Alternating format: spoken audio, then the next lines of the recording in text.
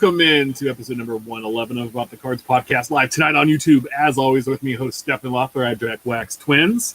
Oh, hi. Mark Boone Jr. at Our Trading Cards, and Tim Scheffler at Big Shep 79. We are a podcast by collectors for collectors. We're going to bring you a smart and insightful podcast discussing trading card collecting. We're live every Wednesday, 8 p.m. Pacific. And Central.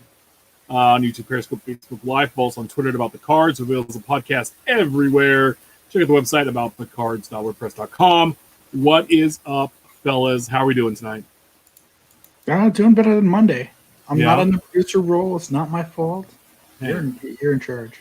Yeah, and sorry we're a little late. We got into some Sons of Anarchy talk pre-show, and it wasn't family-friendly about Nero, or a.k.a. Matt Santos. You're a West Wing fan as well.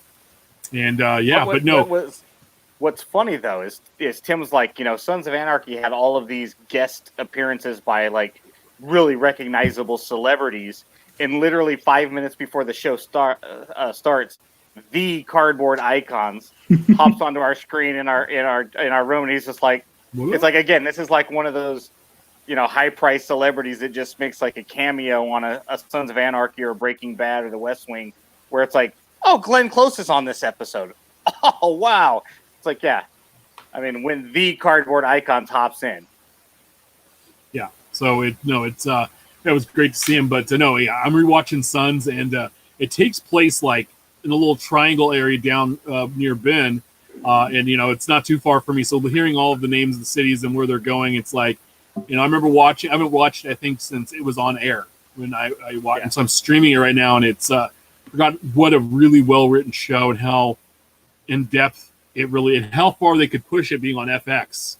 FX lets them go a little bit farther than almost to not HBO levels, but I think if the show was on HBO. Other than cuss words, they got away with some. Other than maybe the F word and a couple of other, I mean, that's really all that they didn't get away with. I mean, they pushed it as far as it could go on cable. So if you need a stream show, there you go. That's a good one to check out. Steph, how you been, buddy? Well, like I said, and as many people heard, Monday show went great. The work's been steady. Plenty of emails to respond to, and just looking for the end of the week, I guess. Yeah, there we go. So I celebrate National Baseball Card Day on Saturday. One of my buddies came by, and we're doing a Lego and lunch with my boy, and we ran over to the baseball card shop real quick. But I got a couple of packs, and I ended up with a Chapman and a Barrios. Very nice. So I don't know if you guys needed those, but let me know. But it was fun. I walk in, and right away, Eric's there, and he's there all the time, and he hands me a autographed Jermaine Dye hat with a Fleer traditional traditions, cert of authenticity and everything on it. And the owner, Greg, said, I guess they got in a collection they bought, and they said, hey, this is going to Shep whenever he comes in, hand it off to him. He wasn't there, and I just want to give him a shout out. It was unknown. It was a great big surprise to me. And Jermaine Dye was one of those young pieces of the future I thought that would help the Royals with Dye, Beltran, and Johnny Damon in the outfield, and Mike Sweeney. Never came to fruition, though, and he was a young Zach Greinke. But what could have been? What could have been? So, did you guys celebrate at all? Go out, pick anything up? Actually, that's just what I was about to ask. No, I did. I tried a few boxes of Diamond Kings. One from one shop, one from another, two from the last. A single pack of Series 2, and single pack of Bowman Fat Pack. Do well. Angela pulled the Jason Dominguez base paper out of her Chrome pack. I got Luis Robert out of my Bowman pack, and we pulled a couple vintage guys from Diamond Kings, so I can't complain. Oh, and a buyback recollection collection, Joey Votto numbered to 4. I was sitting at a Burger King with Rich across the table as I pulled it, so it's kind of interesting. Oh, that's fun. 6 feet apart, of course. Naturally. Gotcha. The other two here, I got it pulled up. Babe. Boop. This is the best part of the show where Steph hums and pills up pictures. Well, Willie McCovey action. Yep. How much Diamond Kings does one human being need? Well, I don't have a complete 2019 set, so. But the Diamond Deco Verlander dual bat relic Willie McCovey and a single bat relic Ken Griffey Sr. Yeah, I'd say we had a pretty good, pretty good National Baseball Card Day. That's awesome. Ben, did you get it all, or did you just spend buying picking up ace cards? No, I was doing housework and things like that. So yeah, I'm sure I picked up a couple of things on eBay, but with the little ones and whatnot, it's hard to get out of the house. I watched the Hobby Hotline. Tried to complete some more sets. I am excited. I've been searching for 6 weeks or whatever it's been, maybe 7, maybe 5. I'm not a big fan of math. Looking for the Teal Wave Mike Fires Prism, which I ended up picking up on Monday on eBay, maybe a Sunday. And finally one popped, and it happened to be somebody that I'm friends with on Twitter. And it's like, dude, I lit up his DM like, please, please, please, please accept. So for $4, I was able to complete that team set, and she's going to be good looking when she gets here. Nice. Yeah, we were talking about that pre-show too. So I was able to find a parallel I've been looking for PC Guy, and finally grabbed it, and should be here on Friday. So let's get into it. The week that was last week's releases. Topps Living Week 126. We had card 335 Michael Brantley, outfielder, Houston Astros. Sold 1,780 cards. And then card 336 Andre Munoz, rookie pitcher, San Diego Padres, the Braces edition, sold 1,790. So only 10 cards more. So it was a below 2,000 week on both cards, and they sold within 10 of each other. So not surprising. I forgot to pick up my Munoz until I think Monday morning. Usually I send a note and money on Wednesday when I'm putting the notes together, and I totally forgot. So, which reminds me, I need to message my guy about my dealer about the Topps Living rookie that came out this week. We also have, so make sure you check out Topps Living stat for full breakdown of where these cards fall respectively by set and by team, and also position. We also have 2020 Topps Luminaries baseball drop. 2020 Panini NFL sticker album was supposed to drop, and it actually comes out this week. By the way, Luminaries, if you want to see a couple good boxes of Luminaries, Phil's pulls. He opened, I think, 6 random boxes, not from the same case, that he bought.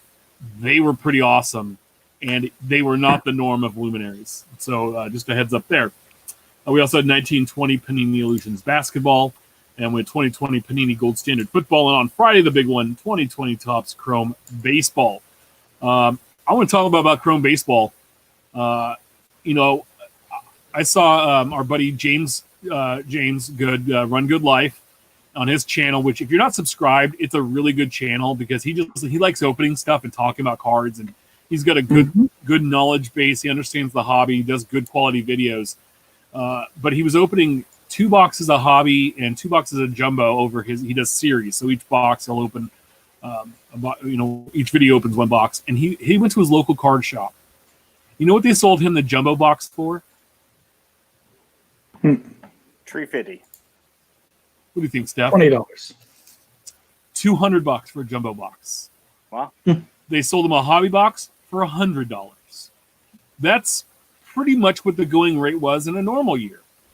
Now, times that by about 2.5 right now, and that's what they're going for.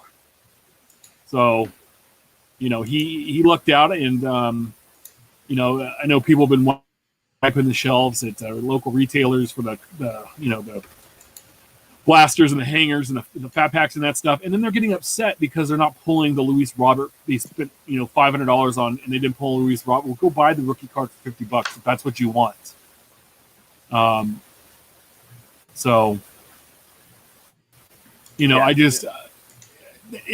so frustrated. Like, I opened 12 hangers and I didn't get anything. You all want all my cards? Yeah, it's a team set. I retweeted somebody the other day who I don't follow, but he had opened up like 12 blasters and 15 packs or whatever, and he's like, no Roberts, and I'm just like, this is I wasn't trying to like throw him under the bus. I was just saying this is a good illustration of why, if you're after a specific thing, go buy it. Yeah. Topps Chrome had jaded me for life as a result because I realized unopened packs and boxes aren't going to offer me personally what I want. And the thing is, the amount of money he spent. If Robert was your, that's what I'm after. That's your target. Bought 7. You could have bought a handful of them on the secondary market and pick and choose which ones you wanted based on condition, or buy one if that's all you need, and redirect the rest of that money elsewhere. And he's like, well, that wasn't really my target. I was just kind of saying. I'm like, no, I'm sorry. I'm just using you as the illustration because this is a perfect illustration of buy what you want depending on what your expectations are. In this case, if you're after Robert, just go buy one.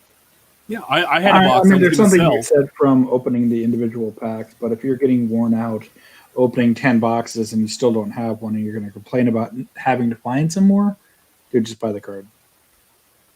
Yeah. I had a box that I got from my distributor. I only got one. I was allocated big time, right? I was going to just sell it and move on. But I'm like, I haven't opened anything new in a while. I'm not going to be able to find any retail. So I opened the box, right? I did okay. I pulled a Kyle Lewis. I pulled one of the rookie relics, and I guess those are hot. I haven't even looked at it on eBay yet. I pulled one of each of the big rookies. Lex, Jordan, Robert, Kyle Lewis. So I felt like I did okay in the box, So and it is what it is. But had I spent $300 or $250 on that box, would I felt good? Hell no. And I did well. I would have felt kicked in the head. So what people are paying for this is it's just insane. On Saturday, I went and spent $10 on Sport Lots. I got a Royals team set. I got a Giants team set. I had to buy them individual cards. I picked up a handful of Jordan for $3. So maybe it was $12 I spent. Maybe it was $12 I spent. And I went back later and I picked up. They had a Lux on there and a Bichette. I picked up a couple of those for like $4 a piece. Okay, all day. So it is what it is. Let's hop into this week. Hot off the press is this week's new releases. Topps Living Week 127. Card 337. Jack Morris, Hall of Fame pitcher, Detroit Tigers, or Magnum PI, as I like to call them. And then card 338, Anthony Kay, rookie pitcher, the Toronto Blue Jays. We've seen a lot of Anthony Kay in product. He signed a lot. He lived at Topps in the offseason. But he's actually done fairly well so far this year. I think he has had one really good outing. With the Buffalo Jays. And it's an interesting card. He's got glasses on, and I love that Jays logo. That's my favorite Jays logo that they've ever had. Mm-hmm. So, but it's going to be interesting to see what Jack Morris does. I don't think that he does very well. I think 1,700 would be a lot for him. So I don't know. I mean, you got Twins fans naturally going to pick up a couple. Yes, 1 million Cubs or Topps Living Stat. I'm on the hook for one. But also naturally the close to a decade he spent in Detroit, as well the Blue Jays, Indians. I mean, the dude could not go wrong picking teams in the 90s. He played for the Reds in 95, I think. Yeah, they're pretty good then. I mean, you're pulling from a couple of different fan bases. Obviously, the majority are going to be the Tigers and then the Twins. But he's a Hall of Famer. It's a great-looking card. I mean, I think he hits 21 to 2,200, somewhere in that range. He clears 2. Yeah, they put him on the right team, that's for sure. Sure. Yeah, no, definitely. I love this.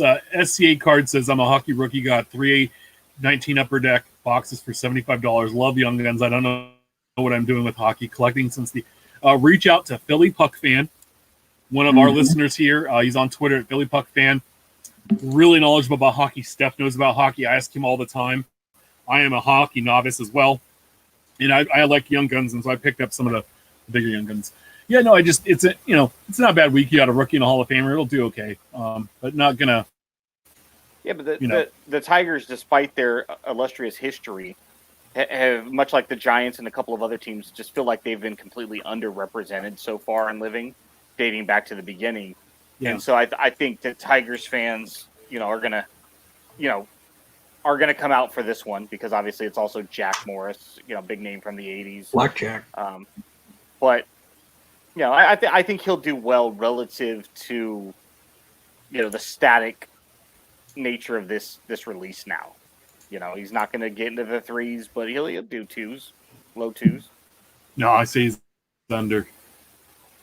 You want to bet a Topps Living on it? No, I don't bet anymore. Every time I bet, Oh. it doesn't go well. Happy birthday, by the way, here. Yeah, to Indeed. Mr. Andrew. He is now part of the About the Cards alumni, those that have appeared on the show. And do you want us to sing to you? Let us know in the chat, and we will sing to you. Hey, look, see. The only thing I sing on this song is let's get organized. Physical. We only have 2 releases this week. The first being 2020 Panini Elements Football drops this week, Friday. $290 a box. 1 pack per box, 4 cards per pack. 2 autos. One of them's going to at least be an on-card signature. Sorry, John distracted me. Check that out. That's pretty awesome. 1 mem card and 1 metal base card per box. It's a 59 card set. There's the vets are numbered to 79. The rookies are going to be numbered to 91 or less. The heavy metal, those are they're an insert numbered out of 50 or less. They include some of the game's biggest current stars and retired players, physically the biggest. Key draft picks get in on metal autographs with the rookie steel signatures. And there's some neon signs, and those are numbered at a 129 or less, and they are a shadow box design with autos that are on a piece of acetate, which I thought they're pretty bright and colorful this year. So from a previous year, and it's really my only complaint with this set. We had someone write in to our customer service line saying that, hey, you misspelled metal. I'm like, dude, it's on the card. There's the TTLE. yeah, there's a couple different ways to spell metal, and that's one of them. Olympic metal. What else? Yeah, so just another, football release that's, 4 cards for $300. Sure, why not? Let me get 12 of them. Ridiculous. And then also this week, 2020 Bowman Sterling Baseball dropped this on Friday. $320 a box. 5 packs per box, 6 cards per pack. 5 autographs, though, 1 per pack. 100 card set, 50 rookies, 50 prospects. Pretty straightforward. A huge focus on those guys. They're all chrome. All the autos are on card. They have dual and triple refractor autographs. And there's also a Bowman die cut autograph numbered out of 99.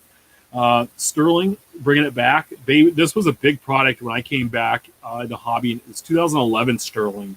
I think it was 8 cards a pack, and they were all autographs. And, so it was just a box of nothing but autographs. And, it's up there in the tier 1 triple threads ish realm. Is there a checklist out yet? Doesn't look like I don't believe so. It's coming out Friday. I was just kind of. Yeah. No matter what, though, you go ahead and spend that $320 without even knowing. Do we know how many are going to be in the base set yet, or is it just? Yeah, 100. 100. Okay. Yeah, 100 rookies, 100 prospects. So you're going to have a Puck and Lizardo and a Murphy. You'll have at least 3 rookies in there.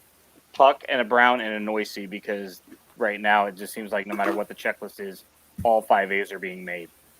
There you go. And Noisy's in the minor leagues, and Seth Brown's 28 years old, and he's, it's like, whatever, dude. Yeah. Okay.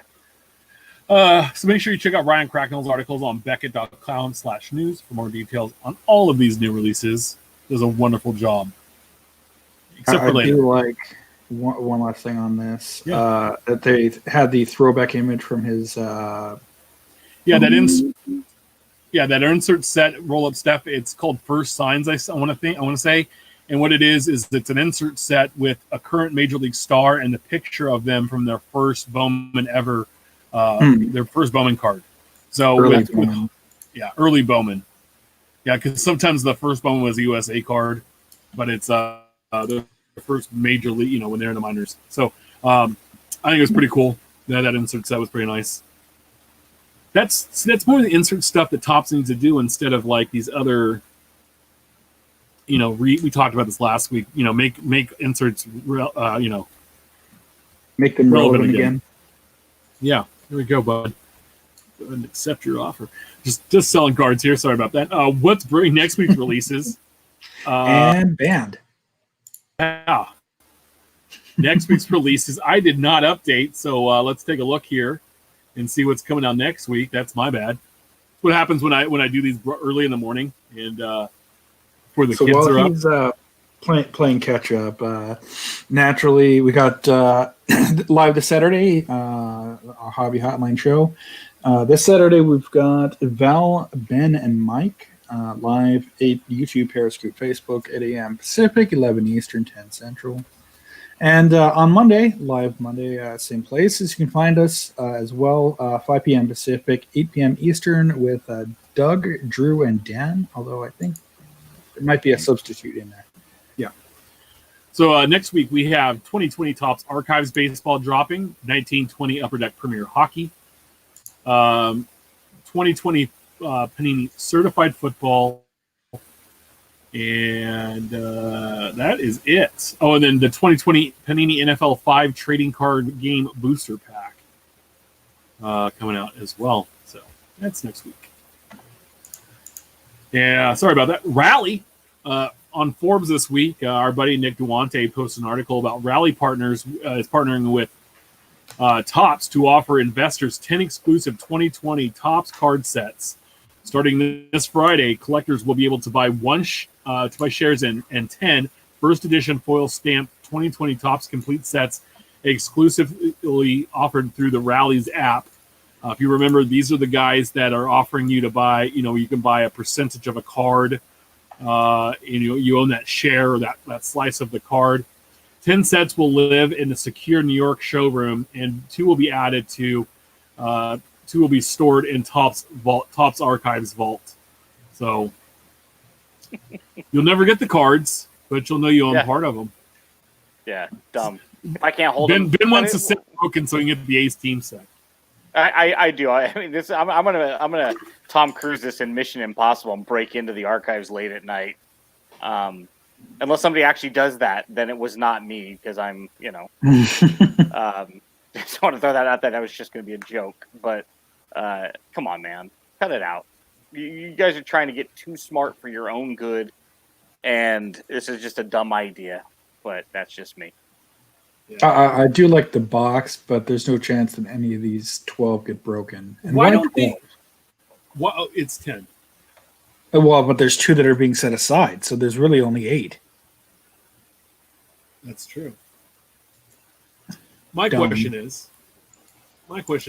if they're going to do something like this, why don't they bring back Topps Tiffany? Sure. Produce 5,000 sets. Offer them on the website. Because now they're going to still Topps Tiffany on top of this crap. Yeah, maybe we'll see.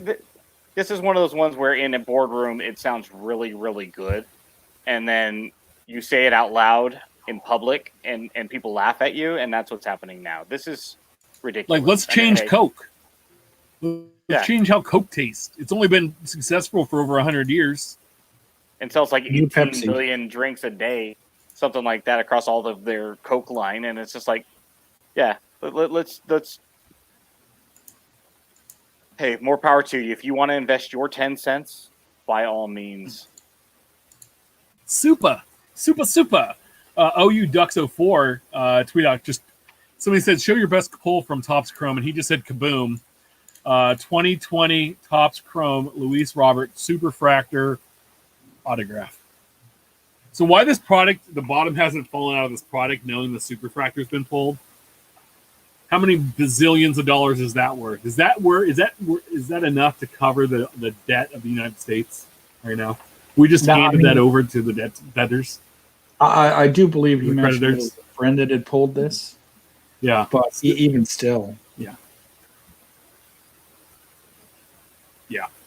And then Old Town Cards. Well, guys, entered a personal break with a friend who had some extra hobby boxes. Pulled it of a lifetime Robert Superfractor Freshman Flash.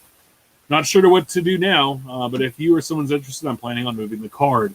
So he pulled the Freshman Flash Insert Superfractor. And I'm always going to call him Luis Robert. I'm not going to call him Lou Bob or Louis Bob because I know that I saw one of our buddies today, and I agree. He was talking about Bob Clemente, and I always hated that they, Caucasianized his name to Bob Clemente because they couldn't handle it, Roberto back in the day. So, but no, seeing a couple Luis Robert supers pulled out of Chrome, it's pretty awesome. We still haven't seen the Jason Dominguez Superfractor auto pulled from Bowman. So, I think the Louis Bobby thing is more a thing of I don't think it's intended to be anything other than for fun, right? And the thing is Clemente was a bona fide, legitimate star, on a very short list of superstars of all time, where this guy is just a flash in the pan. Doesn't mean he's not going to have a great career, but hobby-wise, I think we're looking at it like, okay, he's next. So, and there'll be somebody next and next and next. And 4 years from now, we'll look back at him like Chris Bryant, where it's like, okay, he was... Or Yasiel Puig. Yeah, he was the thing. Yeah, remember when Puig's non-licensed cards were selling for like $80 back in whatever year it was, and people were 13, like, and he followed. It was Cespedes in 12, Puig in 13. But who does right now? If you had to say Luis Robert, who do you think he would mirror in the hobby going forward? Like if we look back in 5 years, is he going to be? Is he going to be Puig, or is he going to be Griffey? Probably Cespedes. Yeah, maybe a better version of Cespedes because the problem with Cespedes one is he went from Oakland to Boston to Detroit to the Mets like in no time, right? Yeah, like 2 years. Do you remember him? Yeah, take a blink of the eye. I mean, because he moved from the Red Sox to the Tigers to the Mets and it was done. And then he got injured, and he's had all these stupid injuries at the farm, and all kinds of stuff. And now he's opted out for COVID. I mean, his career derailed. And the other thing too is Cespedes, when he became an A, was already like 27 years old, so he was already on the higher end of his career. I think Robert's probably going to be a better version of Cespedes, which isn't bad. I would take that career. But I don't think he gets anywhere near Griffey. I mean, 10 years from now, we're not looking at this guy as a future Hall of Very Gooder, let alone Hall of Famer, at least in my opinion. I mean, he's older than a lot of his counterparts that are just as good. Well, yeah, we talked about somebody put out that Soto and Acuna have 125 career home runs, and they are both years younger than Robert. Yeah. Steph, who do you think he is in the hobby going forward? Like I said, a better version of Cespedes in that one, they both kind of have a leg up on the minor league system, and that they quickly rose through. Better power hitter, sure. Seeing him in person, decent fielder. Be interesting to see where he goes. Yeah, there was a guy that was really hot in the hobby last year, Aquino. I didn't realize last year he was already 25. Therefore, he's 26 this year. Didn't make the Reds, in this abbreviated season. Which is weird because he did really well last year. He hit for average and home run power. They signed Castellanos, though. They signed Moustakas. Where do you play him? You don't have enough. There's just not enough room for him on that roster. And the guy can't hit a breaking pitch. And the thing is he got figured out. Last year was a juiced ball. It was a perfect storm for a guy like him. But the problem with a guy like him is he's 26. How much more room does he have on that ceiling? Or have we already kind of seen what he's going to be? And even if he replicates that for a few more years, that's not a bad career, right? 5-6 years of that. He finishes his career with 200 home runs. But if you equate that into I'm paying ridiculous money in the hobby for guys like this and Robert and other players, I mean, I'm sorry, but if that's your thing, you go to a guy like Tatis and you go all in right now and just say, he's probably not going to be the next Trout, but if he's close, and really his numbers up against Trout's in their first 100 games are better. And so over in Mantle too. And Mantle, yeah. Mm-hmm. So if we look at that, go all in on a guy like Tatis who's super young and has the world in front of him, let alone, I'm not going after guys that are 26 years old, 27 years old, unless it's a PC guy like it was with me and Cespedes. That's different. Sure. Yeah, and, it's funny. Cardboard Icons says no love for Jose Abreu, who exceeded expectations. Yeah, and he was big coming up in what was that, 14? 13. Yeah, 14. And no, I think he's flown under the radar. But we're going to talk later about some future stars we like, and players we're excited to see their future growth in the hobby, and also some teams we think we kind of argued about this and behind the scenes, and some teams that we think are going to have bright futures. So we'll get to that a little bit later. As I tweeted out earlier today from the card show, the show handle, come invest some time with us today on the show. But KBO Collections tweeted out apparently putting, quote, hot invest in the title to get you an extra $40 in your auctions. Are you doing it right? At Watch the Break. So he calls out Ivan. This is a 2020 Topps Museum rookie card of Luis Robert. And someone put in hot invest in the title along with the card name. And it had 17 bids and sold for $57 on August 9th, which was Sunday. Another card, a very similar title, sold in the same card, sold for $16.05 the same day, just a few hours later. And but you know what? I just noticed the shipping is $22 on that card. So. Yeah, but so it is on this one. Oh, interesting. I don't Same understand guy. why the shipping would be $22. That might be from Dan's zip code. Oh, there we go. That's probably why. Zip code. Or Yeah. George's zip code, yeah. KBO, right? Yeah.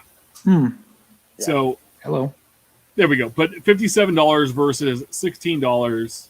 Very interesting. All they did is put hot invest. So I guess I'm going to put hot invest on this 87 BJ Surhoff Future Stars card that I have sitting over here. Or how about that really bendy Mark McGuire? Yeah.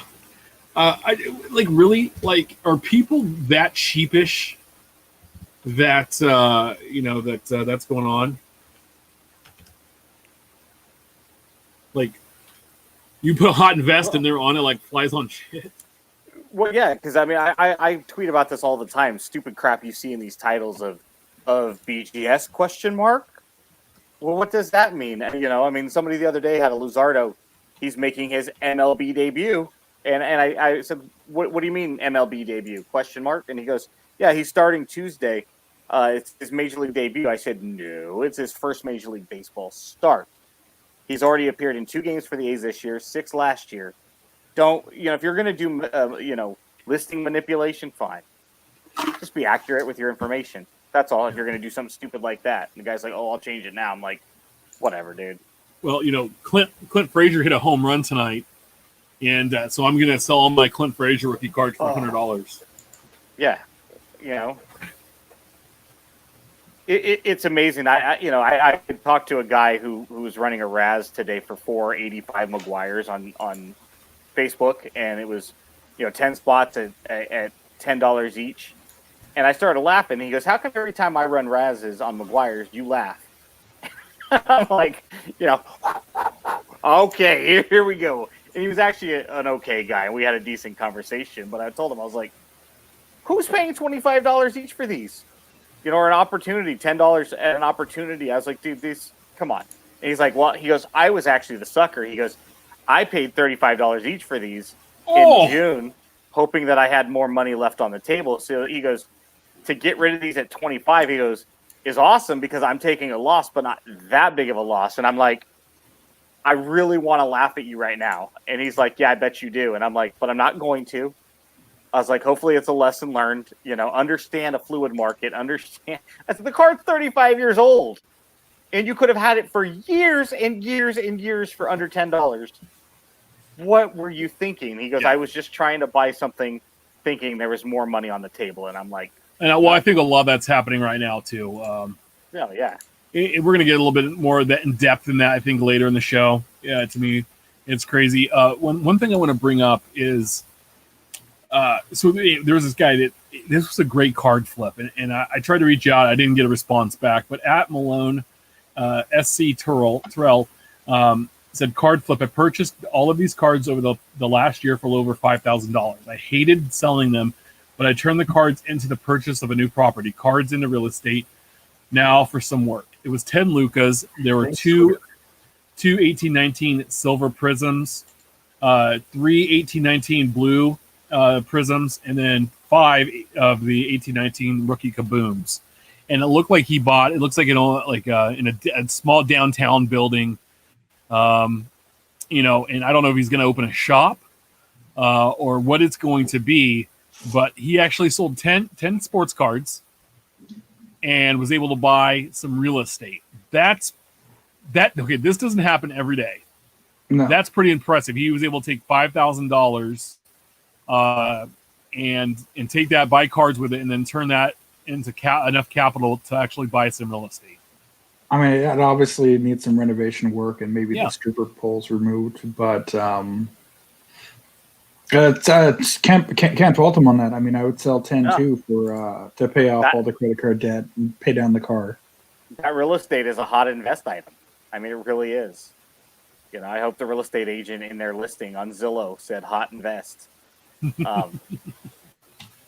And also, when you see stuff like this online, it doesn't happen every day. And a lot of times, our good buddy Colin always calls people out on Twitter. Show me the proof, right? When people are like, oh, I know people and I got people and this happened the other day. It's like, okay, show me the proof. Yeah. And then people go really silent. It's like we can all say, oh, I know the guy who, we all knew people in 1989 who had 5 Ken Griffey Jr. rookie cards. We all did. Because we were lying through our GDT. Or there were just that many because they opened one pack and there were 5 in the pack, which I've heard happen. No, but the thing is that he showed the proof. Like, these cards I had, they sold. I bought this property. Like, that's not every day someone's going to do that. But to take advantage of it, and especially here in California, real estate's not cheap. And, one thing they're not making more of is land, and you can always go rebuy that card later on if that property can make you some money. So very interesting. I want to bring something up. It's really been bugging me. So I got my July my Topps Future Stars pack in the mail the other day, and I was really excited because it shipped actually pretty quick. And I opened it up and I go, they misshipped my stuff. And then I was really sad and disappointed. Because I opened it up and it was a box of designed by Lionel Messi. I don't know, some soccer cards he made, right? And like a hanger box. Mm-hmm. And then I was like, okay, well, whatever. And so let me see if they shipped the Future Stars Club baseball cards. No. They were soccer cards as well. Well, they did have this stupid Future Stars Club logo on them. Nowhere does it say that it was the club is sold out. You can't buy into it anymore. But nowhere does it say that it's baseball, it was only baseball. But that's really what they led you to, because Bryce Harper is the spokesperson for it.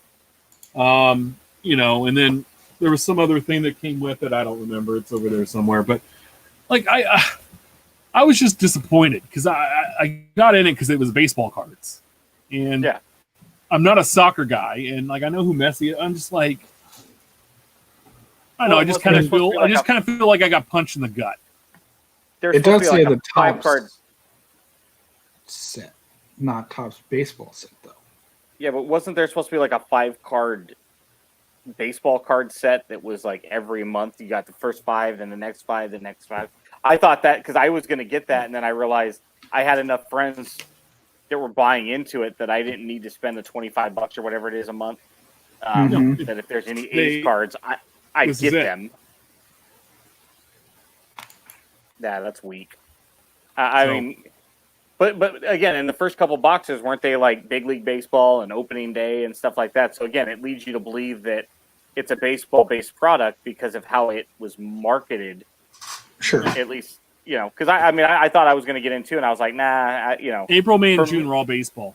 Yeah. For Ben, there wasn't enough in it for Ben because Tim has it and other people have it. If there's an Ace card, cool. But yeah, I'd be disappointed too if there's soccer, just because I was led to believe it was this also. So does the Ben talk like that all the time, or is that just because you're wearing Ricky's A's hat? Or I just agree. the Ben I when he agree wants with to you. talk like that. I agree. I'm going to agree with everything you guys say tonight. The Ben agrees. There was Wiping the shelf. There were a few people that did. I saw this all over the weekend. At D3Generate or Degenerate on Twitter. 8 Walmarts, 7 hours on road, and a lunch date with a sweet old lady rep. He pulled all this stuff, all this Optic and Goodwin Champions and Chrome and all kinds of fun stuff. And then he also tweeted out Small Town Texas coming through. Was a follow-up tweet he had, and it was just rows and rows of Bowman. Or Chrome. So he grabbed a bunch. Michael Lynch _19 had one of my luckiest days ever at Target. Had to split with 5 other guys, but we still had the biggest haul of my life. Everything is available. Let me know what you're interested in. And it was a ton of Chronicles and Prestige and Chrome. Series 1, Chrome, Prestige. Yeah, so, there's that. And then there's this jackhole here, Junkwax Twins, tweets out buying all of these 18 top factory sets, even an All-Star Game edition. And I think they were like $10 off or something too. Yep. Which, first of all, the All-Star ones are hard to find. It's 2020 or it's 2020. The 19s have still been on the shelf, but see 18s in there. Acuna's in there. Soto's in there. Otani's in there. Not a bad find, my friends. No, it was nice. I walk in, and naturally they had a couple of 2019s. It's like, okay, I standard comment for it. Okay, so you got Star Wars, you got a couple sticker packs. There's like one blaster of Series 2. There's one blaster of Series 2 hockey, and like a couple Panini stickers. And then I look over and I see 3 boxes, 4 additional boxes of factory sets. I'm like, cool, 29. Those are 2018. Okay, I'm going to grab all 4 of those. And then, so I look over a little bit further near the Pokemon and Magic sets. They had at least 2016 New York Mets team sets. The ones that look like this. Kill the share window here. But for the Mets. That's interesting. In the middle of Texas? With Jacob deGrom on the cover. Hit me up. Yeah, no, that was weird to me too. And 2020 factory sets won't be out until Christmas time this year, is what I've heard. So, sometime in December, because they've already been out by now. So one of our good friends of the show, part of the Midwest Bureau, Bo Thompson, 1 Million Cubs, posted a video on his YouTube channel this past Saturday. He's doing these like daily videos of himself, basically a video diary called the Hobby Evolution. It was his 9th episode. What I learned from the Target baseball card vendor. He talks about wiping the shelf and just his interactions with a vendor at Target that he's talked to before and had some good contact with, and what it's like. Guys, I just want to know. We've talked a lot about this before, but Bo in there shares his feelings about it. He says he's done it in the past. And on certain things, he would do it again. But what are your feelings about clearing the shelf, say for a product like the Chrome or like Steph's find of 18 Topps factory sets? What would you do? So like, how do you feel about it? Like, what is it? Does it hurt? Does it piss you off? Do you not care? So, I mean, I'm not going to be a hypocrite and say that obviously it's horrible and miserable and nobody should ever do it. But at the same time, I mean, when you see these guys going to like 10, 12 stores and buying everything off the shelf, I think the ultimate compromise is that the store should set a hard limit of 2 per box, 1 per box, 3 per box, whatever they're going to have. You know how hard that is to do it on a retail base? People wanting to flip it, but... You know how hard that is to do it as a retail business, though? It's considering I worked You at have- Albertson for a few years and we had limits on like 2 bunches of bananas, 4 boxes of soda. You can set the system to say beep, beep, beep, you scan 2, 4. Now, yeah, sure, multiple transactions, have a friend come in with you. Okay, for sure. But Yeah. at least I it's just don't something. believe it's real. You I can just honestly honestly go on don't this. believe long term it's real. That's a realistic. Just because retail, they're especially that they want to burn and turn that inventory as quick as possible, so they can get in more. Sure. in there. I mean, what do they care if we don't get a box or a pack or whatnot? That's our problem for not getting in early enough, obviously. Yeah. Ben, what are your feelings, bud? Yeah, I've come around on this. I was really, really hard on people that cleared the shelves, a couple years ago. But bottom line is, hey, it's available to everybody, right? If you want to go over and clear the Hanes, extra large socks because you want a drawer full of socks, who are we to say otherwise, right? If you want to go clear the Doritos nacho cheese shelf because the Frito-Lay guy just put them on there, and you're having a party this weekend, who are we to suggest otherwise? I mean, we have a passion about this, and we have, strong feelings about this, and it's not restocked in the same way that Frito-Lay is going to be back tomorrow. So if you missed out on your Doritos, and you can always go across the street to the next Safeway. But yeah, I mean, if they're on the shelf and you have the financial wherewithal, who are we to say otherwise, right? Yeah, some of these guys probably don't either. Yeah, if you want to max out a credit card because you want to go home and rip it, and you want to look for your Robert or whoever the hot rookie or insert or whatever is, cool. I mean, for me, on the secondary market, I need you to open this so that I can get the ace cards out of it. I do. Yeah. I have to rely on everybody to open it. But the bottom line is, until people stop paying stupid prices over retail to be able to get access to these, people are going to still do it. Why would you go spend $20 that you don't want to spend on something you don't plan to open?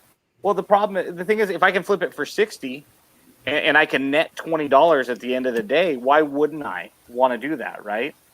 And until you stop paying $60, that's it. That's the bottom line. Yeah. If you want this to stop buying it from the people like these idiots that gobble it up. And in the meantime, it's capitalism. They're going to do it because it's available and they've got the financial wherewithal, and they got there first. You didn't. You're jealous. You're upset.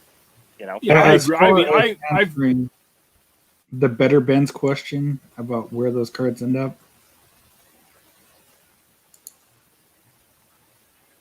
I've never cleared a shelf. I've taken a good majority before, a couple of different times. And, I don't, if someone's there, like, I don't honestly have a problem with it, especially if what they're doing is to flip it to grow their own personal collection, right? Or to pay off debt or whatever. It's an opportunity for them to make some extra bucks. There is a buddy I have here in Sacramento that has done this a few times because he lives really close to a Target. I think he's got the guy down when he shows up. And he's gone through and bought a bunch of hot stuff, flipped it, and all of that money has gone to taking care of he's got a new little one, I think that's under like 8 months old. And somebody with kids understands how expensive they are. And he's like, I can take, $100 and I can make it into $500 in a day. Plus with my job, now I have an additional $400 to take care of my kid. Not a big deal. Yeah. Cardboard Icons cleared. There was a 7-Eleven near him that had 1819 Prism, and he deleted it twice. It was on clearance. And he did a really good job. And actually have a set of that Prism over here he built, I bought off of him. So I think just as a one-off, okay, we're all upset. Yeah, we as a hobby are upset because somebody got there. I had mentioned before the show, I went to Target on Monday, and there were no packs of anything. Not a single pack. Not an empty wrapper, nothing. They were not doing a reset. I asked the lady, hey, when you guys going to refill it? Are you guys restocking it? And she's like, yeah, whenever they come in, they come in. So it's blitzed. Okay. And think about this. You walk in there to a Target or Walmart, whether you're planning on looking there or not, you go over there and it's absolutely filled to the brim. What's your first instinct? You start looking at it. At the very least, you're going to look at it. You're going to start thinking. You're going to let your mind tick. how much money do I have? What can I sell these for? How quick can I move it? Even if you walk away with nothing, you're still going to at least think about it, right? And the problem is the people that are getting super frustrated are never given that opportunity, because when they go, it's like what I ran into on Monday. There's nothing there. And you're not given that opportunity. Somebody already got it. And now if you do want it with the intent to open it, you have to pay 2, 3 plus X, because that's just what it is. Hey, most people are pissed off. That's really what it comes down to. You're jealous that somebody got there before you did. Bottom line. And most of the time you don't even want it. Like I told you guys before the show, if Mosaic was there, if Chronicles was there, I would have thought about buying it. Come on. Everybody knows what I collect. What the hell am I doing buying Mosaic? I got no business buying that other than a cheap, quick flip, right? You know? Yeah. I feel bad for people who rely on that as their quote-unquote LCS. I really do. Because it's not fair, but life isn't fair either. Some people were born like us, and some people were born named LeBron James. Get over it. Yeah. It is what it is.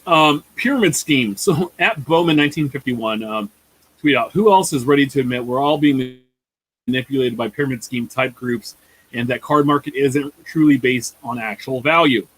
It came from a tweet from Watch the Breaks. How long until this market bursts? Literally pump and dump schemes, not even trying to hide it anymore. It's all over my Insta. This account has 36,000 followers, YouTube subscribers, $6.99, membership to buy early, what they're going to post on YouTube the next day and make skyrocket. Check my head. This is from Sports Card Invest. Last week, my membership group and I were buying Kristaps Porzingis prisms for $240, OG Antiboe prisms for $5, and other underpriced players. They've jumped to $500 and $20 in just a week. If interested in seeing all my picks before they reach YouTube when the prices are still low, before everyone swipe up to my website. It's $6.99 per month or $40 a year to sign up for my membership program. Ask me any questions. This shit is bullshit. What they're doing is they're just inflating a market, and then they're turning around and selling it, and then there's no more buyers for this, and so everybody that bought at the high end is getting screwed, and the bottom of the cards fall out, and now it's a $5 card again, or it's a $250 card again. Now it might not. If you paid $500 for it, right? It might not fall back all the way to $240, but it fall to $300. Instantly within days. I hate all of these Discord groups. Hey, pay for it's like the gambling thing. Hey, pick your winner for Monday Night Football. I got a hot tip for you. Call 1-900-suckatbetting.com, and we'll get you that hot tip for the game this week when the Washington team plays the Minnesota team. Yeah, we had a friend recently reach out to us and basically say that this guy reached out to him and wanted to use his platform and in his reach to further Sports Card Invest. Listen, this guy Jeff is an absolute piece of, he's a scum, he's a scammer, he's manipulating the market, and people are willingly giving you $7 a month or whatever to be scammed by him. Is it a pyramid scheme? I don't know about that as much as it's just downright theft. Well, this is what I would do. Like if I had something like this, right? I look and I go, okay, awesome. I have 100 Garrett Hampson rookie cards. Right. Now I'm going to list all of those on eBay, and then I'm going to tell all the people giving me $7 a month and say, hey, listen, go out and buy 2019 Garrett Hampson top rookies cards, and they're selling right now for $1 a piece. I want you to pay upwards of $5 a card every time, and once it hits $5, then you turn and you sell that card. So you're going to make $4 a card. You're going to sell it for $10 now. So you're going to make anywhere from $5 to $9 on this card, and go ahead and do that and buy it up until I tell you to stop. And then I'm sending out all these people, all my dollar rookie cards, and I'm getting $5 to $10 for these cards all day long until I'm sold out. And then they go and try to resell them, and then no one's buying them. And then guess what? I go back and I offer them $1, and I buy all those cards back for $1, and I get all my cards back. I get all my money, and all your money.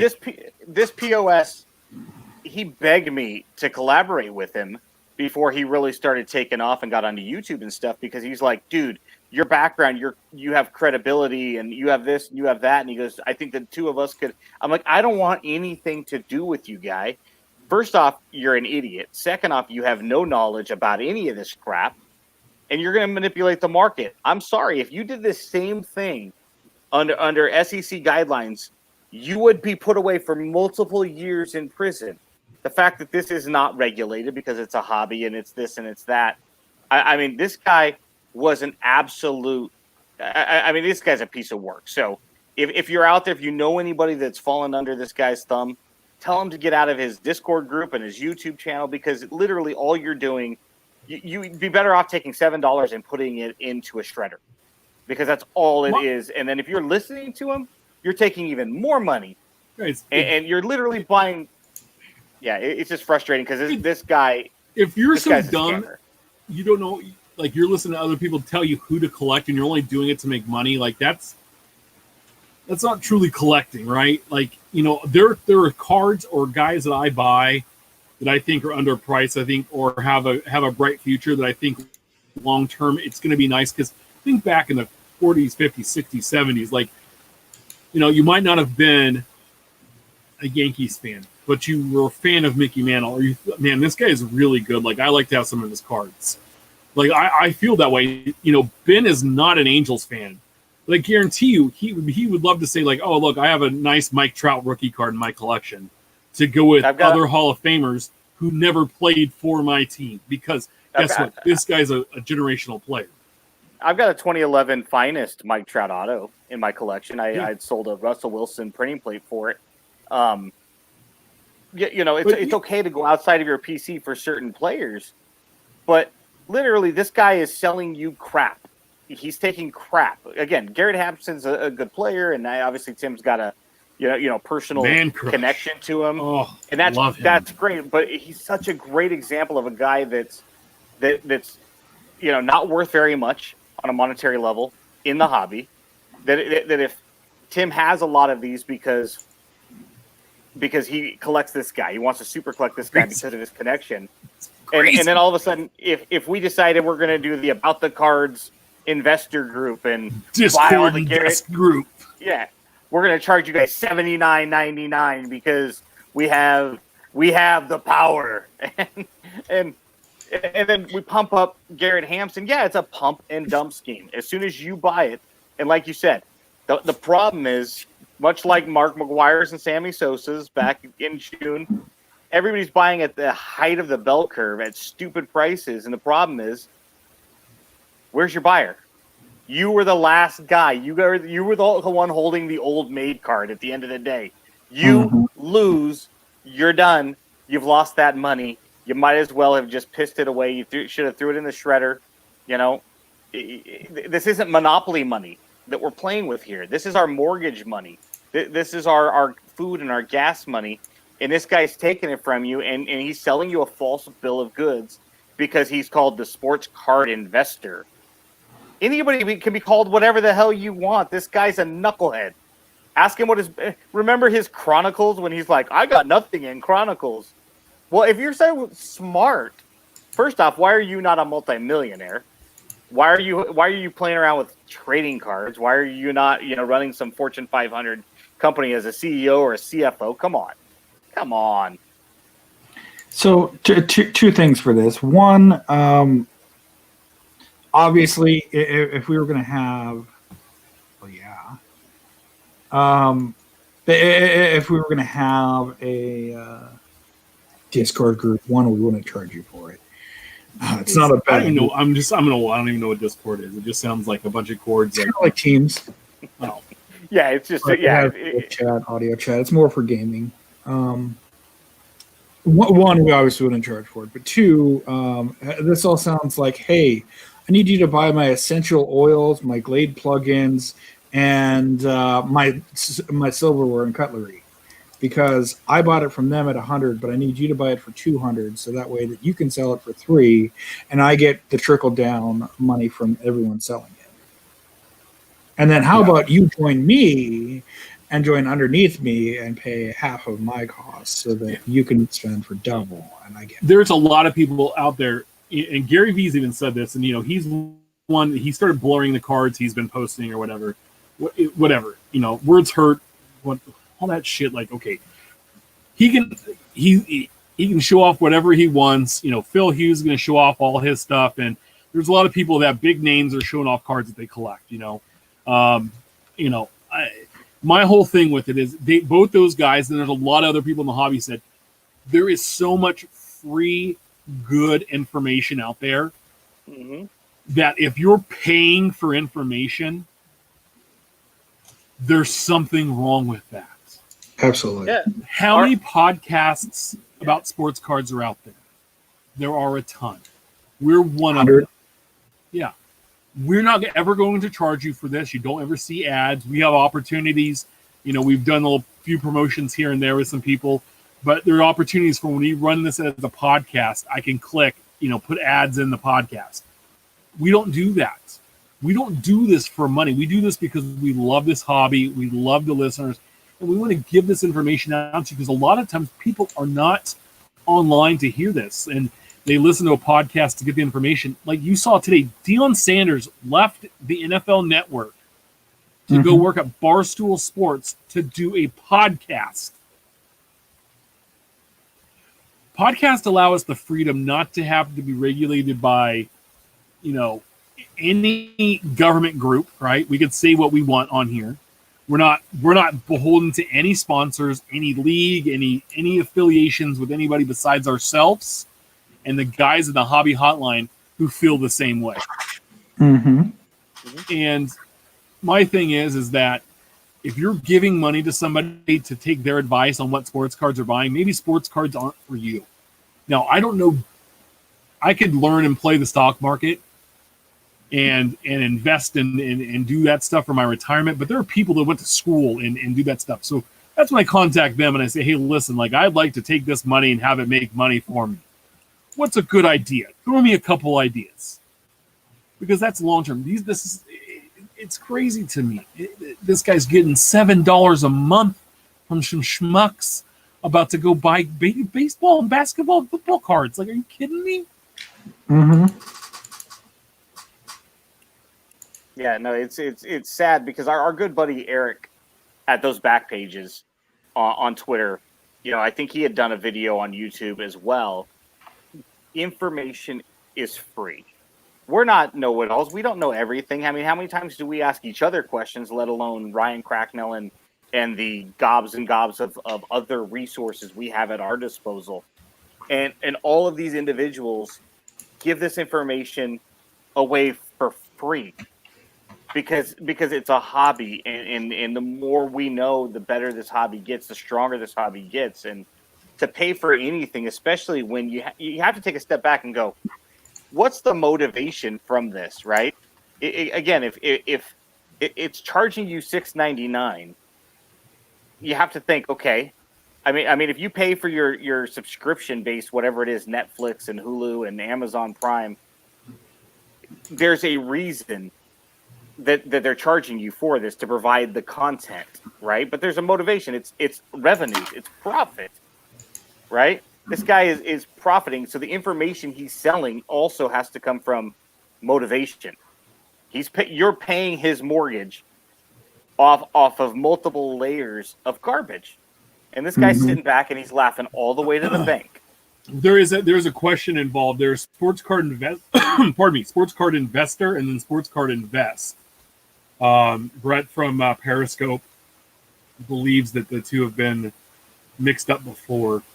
And I'm not 100% sure because the comment came from Instagram, so I don't know 100%. But either way, if you're the general thing with this is that if you're paying somebody to get information about sports cards, then you're a goofball. Come talk to me and tell me if you can legitimately give me a reason why. DM me at BigChef79. Just one. I will call. I will have a call with you.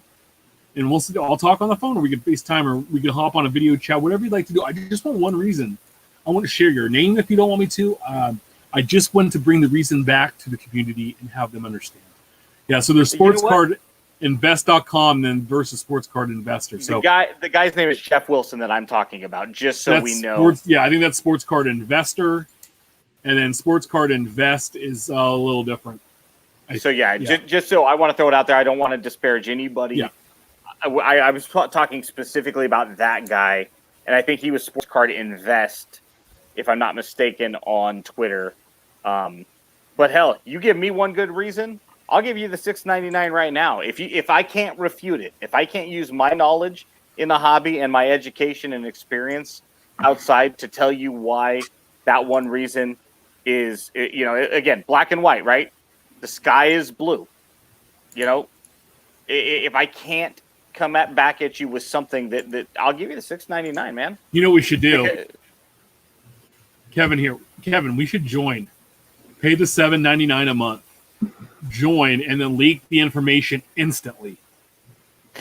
What was that movie with not Ryan Gosling? There was a movie years ago where the guy goes to work for like a Bill Gates type thing with Tim Robbins, and it was all about open source information and all this information should be free, and that's the ultimate thing. Can he leak the information to everybody? I never can think of that movie's name. That is you guys are I don't awesome. know what you're talking about. We'd have to look up Tim Robbins, and I can't think of the other guy's name. It's Hackers. No, it's not Hackers. It was the sequel to it. Huh? It was technically the sequel to it. It might have been, but it's one of those things. Again, the whole purpose of that movie is information is free. I'll look up the name of it here real quick if somebody doesn't grab it before. But yeah, Tim Robbins was basically Bill Gates in the movie. But That's it's the thing, though. I mean, I've pulled up his Instagram here, and are these really that huge of a insight that you should provide $6.99 a month for? I mean, Steph Curry rookie, okay, yeah, sure. Luka rookies, okay, yeah, sure. Kevin Durant, really? I mean. Well, no, and real quick, Brett says that it's a different guy, and it's not Jeff; it's the $6.99 guy. So there's a little bit of confusion there, but yeah, just know. Like, we also feel too that we've talked about the Sports Card Investor and some of the stuff, and there's been multiple times where collectors have asked economics questions to him. And they end up getting blocked and ignored and then blocked after a handful of times. So, dude, he'd keep my $6.99 because I get blocked first day. And the movie's name is Antitrust. Yeah, there you go. Steph's always on top of it. But yeah, it's a great movie about open source and information being free. And again, if all of these things cost money to where it was, protected information, okay, I get it. You got to pay for the information somewhere. But that's just not the world we live in anymore, right? I mean, 20 years ago, we were paying for all types of different websites that are now free to us. And that information is free, and the videos are free, and all this other good stuff. And it's just a different world we live in. Yeah. Why are you paying for something that you could literally go ask anybody about and get probably the same answer? Yeah, and that's it too. I mean, I had someone reach out to me today in this area here. A good friend of ours was in chat earlier. He said, "Hey, does this look like a good buy?" And he sent me, again, the White Sox team set with a binder for like $16. So I said, "Well, do you even know if Luis Robert's in that? Because obviously that's the one reason you're looking at it. You want to set some aside." He goes, "Well, how do I look? How would I know what's in that?" The checklist is on the back. One, the checklist is on the back, but two, if you go to Trading Card DB, they have the team sets listed. Go down to 2020, go down to the team sets, pick the White Sox. No, he's not. So that's up to you if you want to buy it or not. But that's probably not why you were looking at doing it. And he goes, "Yeah, well, one of these days you're going to have to show me how to do that." It's all right there. It's at the tips of your fingertips. 2020 White Sox. I get so many questions at work, like with Excel related, right? Now, I'm not anywhere genius with Excel. I would say I'm pretty good with Excel. I like it. I'm self-taught. everything I learned about Excel, I Googled.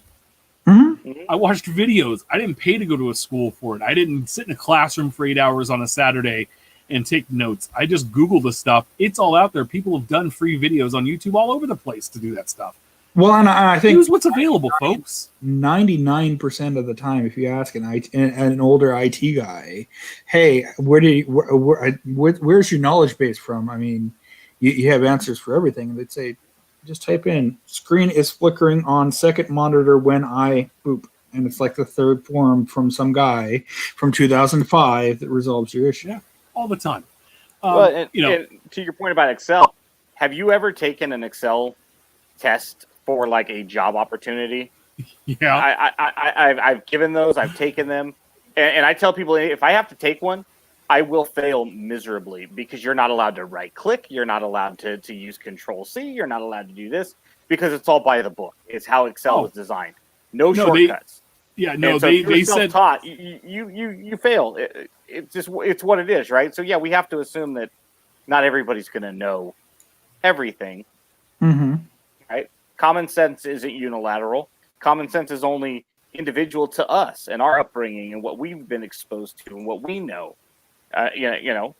Don't touch the fire, it's hot. Well, some people have a higher tolerance for heat than others. Yeah. So you we got to be smart, right? If the IRS calls you tomorrow and says in an automated voice, please give me your credit card information, the cops are on the way, they're going to arrest you for this IRS debt.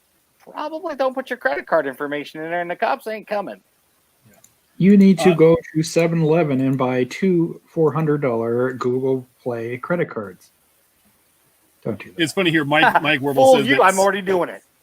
That Chris Torres has given a ton of free information about Project 2020 what you could charge for. That's very true. More 2020 Project 2020 issues at Baseball Cards with a K. Some were saying that the quality control is getting better on Topps Project 2020. Was excited to get this Blake Jameson, but instead got this. Cool card still just sucks. Looks like there's some work to do, Topps. It is the 100, card 100. It's upside down, and the sticker is very crooked. Very, very crooked. Very crooked. Topps. Like, we just, you know what? We've done 400,000 of these. We just don't give a shit anymore. I'm out.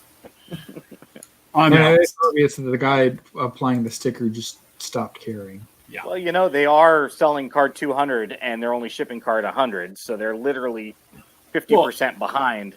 Still waiting for card 93 and 94 to ship, even though I have card 97, 98, and 100. So your expectations are really high on that. Yeah. Okay. Way out of line. So it continues our streak of errors with Topps Topps Project 2020. I'm waiting for the next wave of Topps Total to come out so we can look at all the errors and that as well. So, pack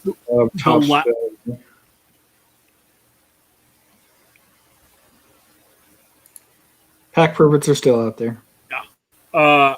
Last update on the Fleer sealed case, the 86-87 Fleer sealed case sold. It was 13 bids. It sold for $1.789 million. Tom Fish was the face of the purchase for a buyer who wants to remain anonymous. Fish said the case will be kept intact and not opened. So. It wasn't me. If I had, I would have an opening party, and I would have we'd do it in Vegas, and it'd be a lot of fun. And I would invite. I think there's 12 boxes in there, right? I'd invite 11 friends to come to Vegas. Everybody get a box. And, if you pulled more than one Jordan out of the box, you could keep one of the Jordans. If you only pulled one, you could keep the Jordan. You could have PSA or BGS come and grade them right there on the spot. Yeah. Yep. If I had $1.8 million basically to spend on a case of baseball cards or basketball cards, I would.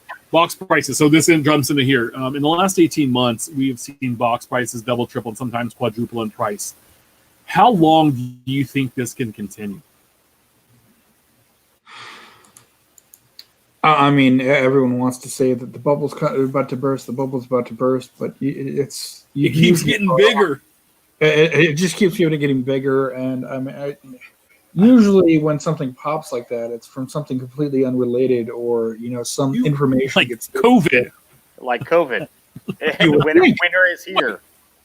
You would think. This is But, I mean, like where in do we Avon live, dude? or several other huge major bubbles that burst, it's some financial information gets leaked, or some investor gets caught with their hands down in the bank, or Up someone's skirt. No. Dan and Val and I talked about this a couple Monday nights ago in the hobby hotline, and it was like, Panini is allowed. We've talked about this. More colors, more points leads to more production of cards, and I don't see how people can open a $900 box of Chronicles, and some people are pulling out like 6 or 7 Zions rookie cards out of a box or 2 of a Prism or of a Chronicles, and like. Yeah, there's so many because there's 84 sets. There's 36 sets in there. Of course, they're going to put a Zion in every one of those sets. So the fact that you're going to come across a bunch of Zions in a box is obviously going to happen. Like, to me, it's common sense, folks. I mean, I'm not pissed off and angry that people are making extra money on cards and stuff, but the fact is that like some of the crappiest product is selling for 3 or 4 times what it normally sells for. Doesn't make a hoot of sense. Topps Chrome has always been one of those. If there's a good rookie, that's a sought after rookie card of said star rookie that year, right? Sure. In basketball, we've seen Prism and Optic kind of be like those are the sets you want to lean into. Like, okay, hey, if we're gonna say, hey, if you're gonna have a base rookie card of this person, that's the set you want it. Chronicles is just a bunch of shit thrown together. I don't know, and it hurts me because there's unknowing collectors that are spending this money on these cards that in 5 or 6 years are going to look back and go, I hate cards because I'm in so much debt from this, or I have spent all this money and I have this pile of worthless crap now because Zion Williamson turned out to be Larry Johnson. Luis Robert turned out to be Yasuo Puig, which is not bad. Think about Kyler Think about Murray. what you just said. If Zion becomes the next Larry Johnson, is that a bad thing if you're the Pelicans? I mean, that's maybe not number 1 overall pick worthy necessarily, but that's not a bad career, right? But for a collector that spent $900 on a rookie card, looking at it through the prism of the sport versus looking at it through the prism of, if before Luis Robert has an at bat in the major leagues, if you said this guy has, you could have a 10% chance he's Griffey, you could have a 90% chance he's, pick an outfielder that never panned out, right? A guy that has 2 years and he's done in the league. Gary Thurman. Or right now, guaranteed, you get Yasiel Puig. What would you say as a fan of the White Sox? Would you say, man, 10% chance to get Griffey, but 90% chance to get nothing, or 50%? I'm going to take Puig because that's what I want. Yeah, at least I know what I'm getting out of this. And I bet the White Sox might take that as well. Because at least you know what you have. Yeah, they're kind of dumb. They would take the 10% on Griffin chances. And hey, maybe you do. They traded Soto away.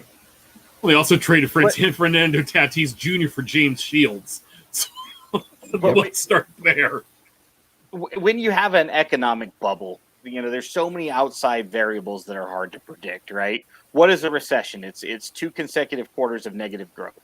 But that doesn't mean that there can't be a lot of negativity within 1 quarter of negative growth with 1 quarter of positive growth, but that positive growth just doesn't taste quite right. And so over the course of a year, 2 years, you could look at it and go, we're not in a recession by definition, but man, the economy sure isn't looking so hot, right? So we've got this bubble. We know it's going to burst because it cannot last forever. You have a lot of variables, outside money coming in. Yeah, COVID spiked it because you had people that couldn't spend their money elsewhere, so they came in. You have ESPN pieces, and you have there's all of these variables, documentaries. Michael Porter Jr. dropped 30 in back-to-back games, right?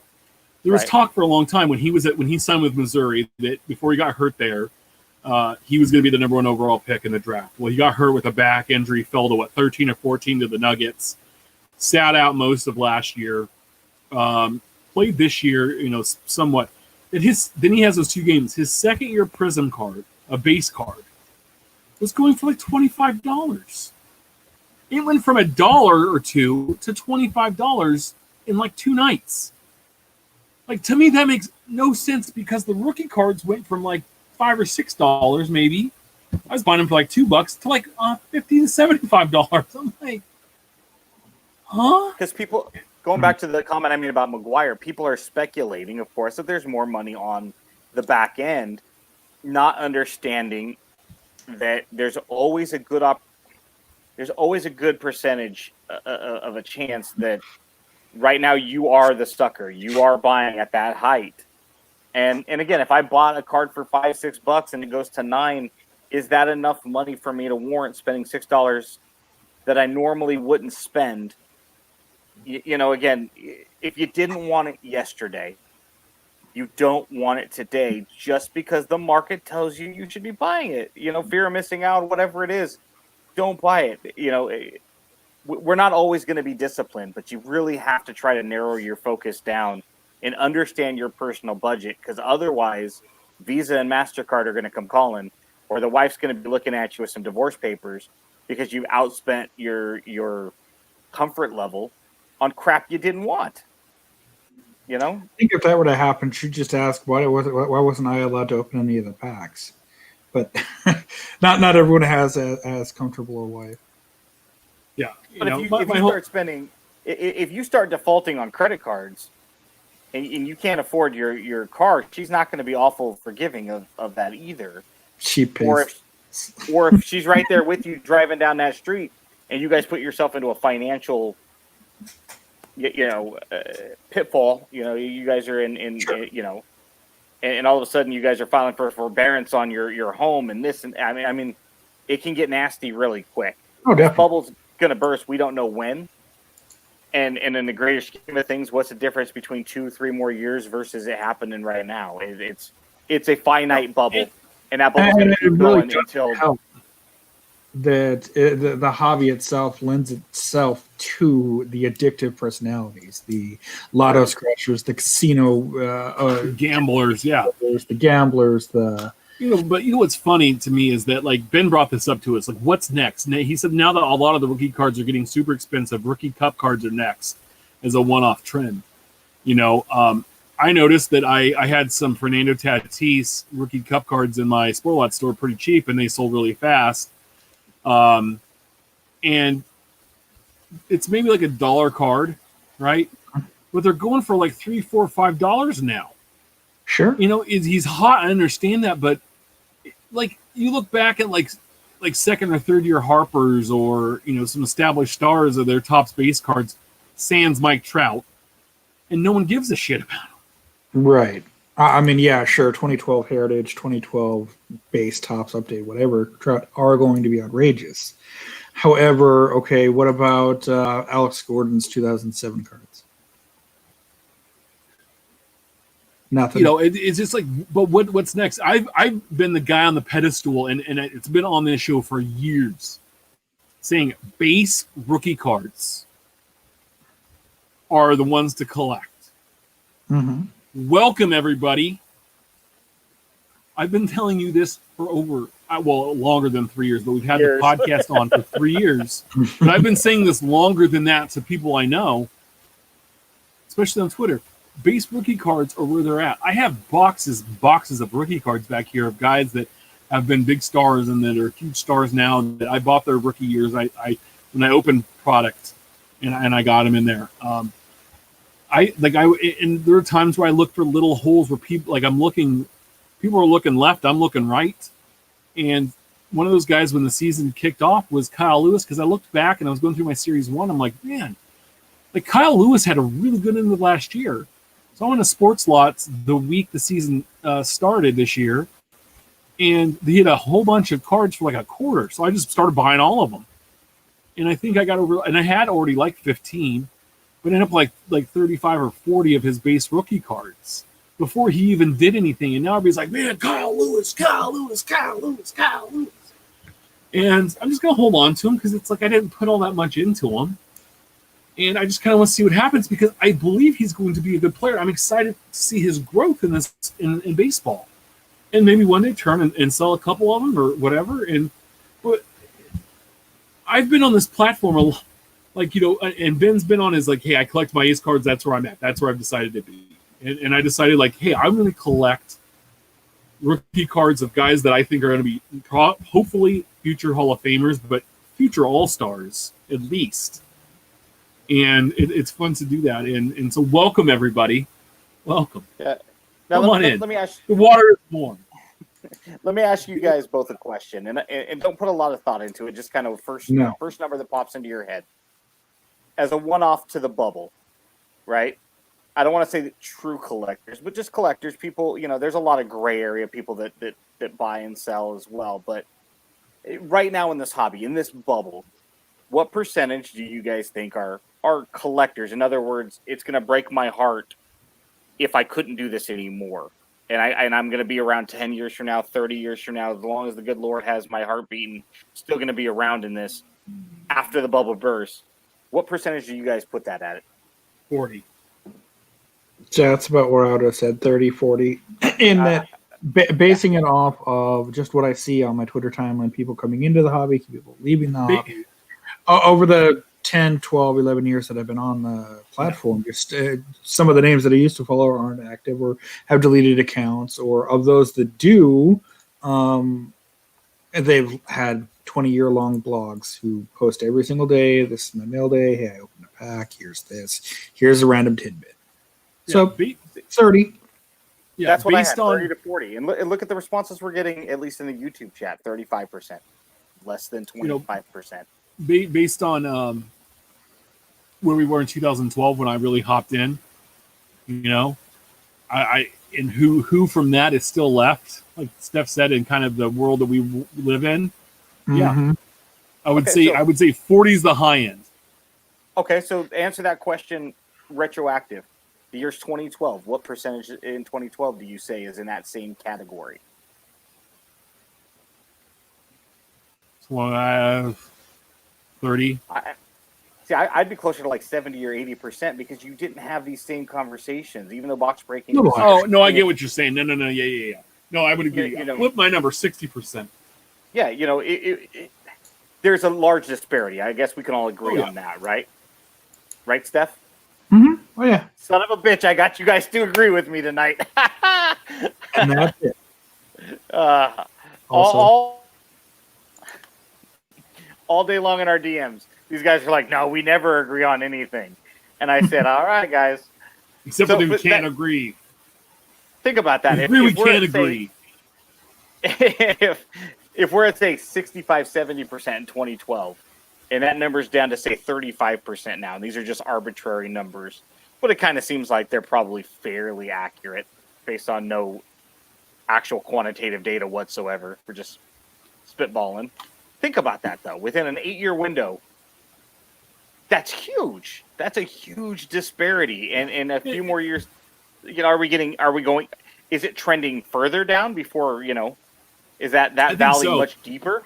I think so. At the same time, I would add that those 70%, 66, 70% from 2012 are still 100% in now. There's just more that are lowering that. Yeah, right. The reason, you're diluting there's the some water. hardcore guys that will never stop, and they're going to be around. And I think I now consider myself one of those guys, and we're going to reap the benefits of this in 5 to 7 years of this falling apart and sticking around, because that's the time. If you look at the stuff that was made in 95 through like the late, like 95 to 2000-ish, 2001, there's not that much product around. And like the inserts, and they were a lot of fabulous stuff that came out then when nobody was collecting. That's super valuable now. And those guys were buying it for nothing. nothing, and they're able to turn and sell that now and buy crazy stuff that they want because there's people back. It's all cyclical. We saw this happen. It got really big in the say 86, 87, right? It was ramping up in 83, 84, 85. It peaked in 91, 92, and 93 kind of started flying. And then the strike hit in baseball, especially in 94, killed it. And so if it's a 5-year window, what's funny is the kids that were kids in 85, 86, 87 hit high school by 94. Because I know I was in high school. My freshman year was 94. And you get to high school, the strike happens, and it's like, okay, other things are happening in my life. And that's why you hear all these stories like, oh, I was collecting up until high school and then girls and bullshit, because probably a lot of you card nerds were not getting girls. You just were into other things like Magic and Dungeons and Dragons or sports. Hey, I started playing football, and I it was about football and going out and having a good time, and being But if the junk wax era, if the height of that bubble was a 5 to 6 year window, and we kind of peg Aaron Judge in 17 as the beginning, so that's 1987. 1787. Oh my God, Judge McGuire. So yeah, if you look at that, then we're only in year 3 to 4 of this bubble, right? Yeah. And so yeah, you're probably looking at it. If we step back and take a look at it, you're probably looking at another 2 or 3 years before you start to see a decline. How steep that is, we don't know. And then we have a 30-year wait.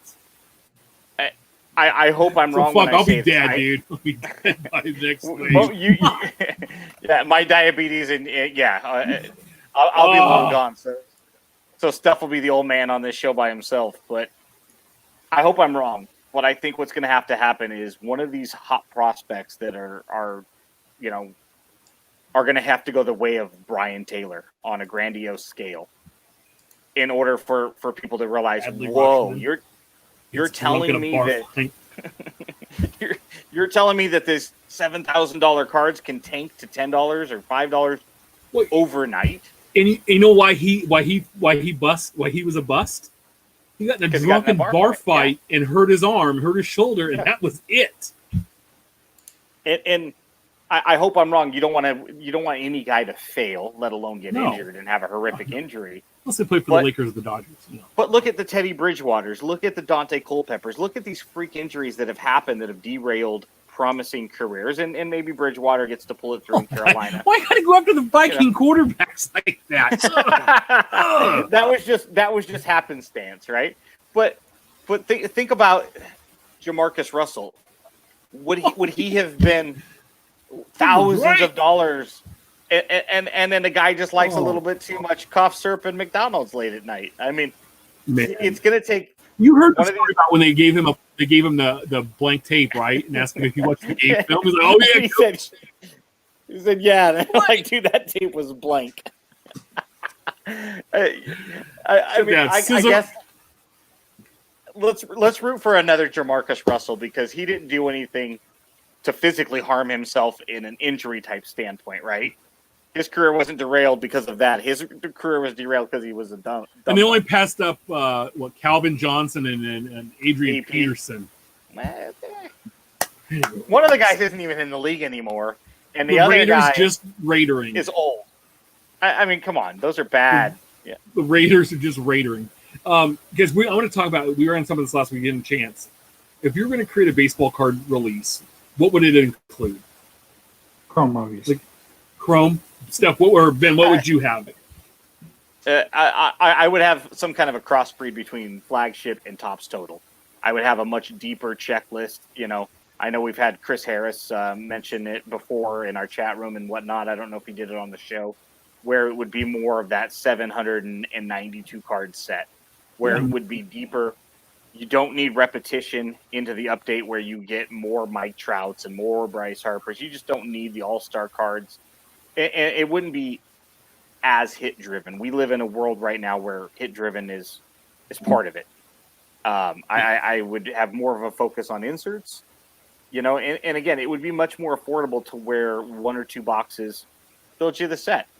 not 4 boxes, not $800 to build a 60 card or $60 set. It would have to be a little bit more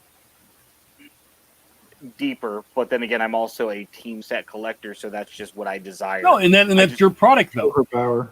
Yeah, mine would have a little bit higher quality card stock.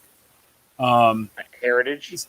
Yeah, but, like go back, but like a Heritage Tiffany, like so it'd be a white card stock that had that thickness, and or with Steph have it be chrome dipped and have it be like Ben set, right? Like where you were getting a little more depth in your checklist.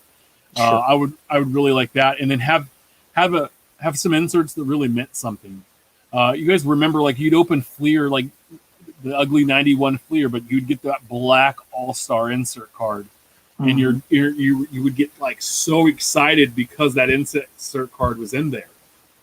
Make it worth your while, and then in the jumbo pot, like do a jumbo pot, box, and have some exclusive inserts that are only in there, and have them like really photography related. Just lots of fun, man. I would open your box. I would hope you don't dive in head first, you guys.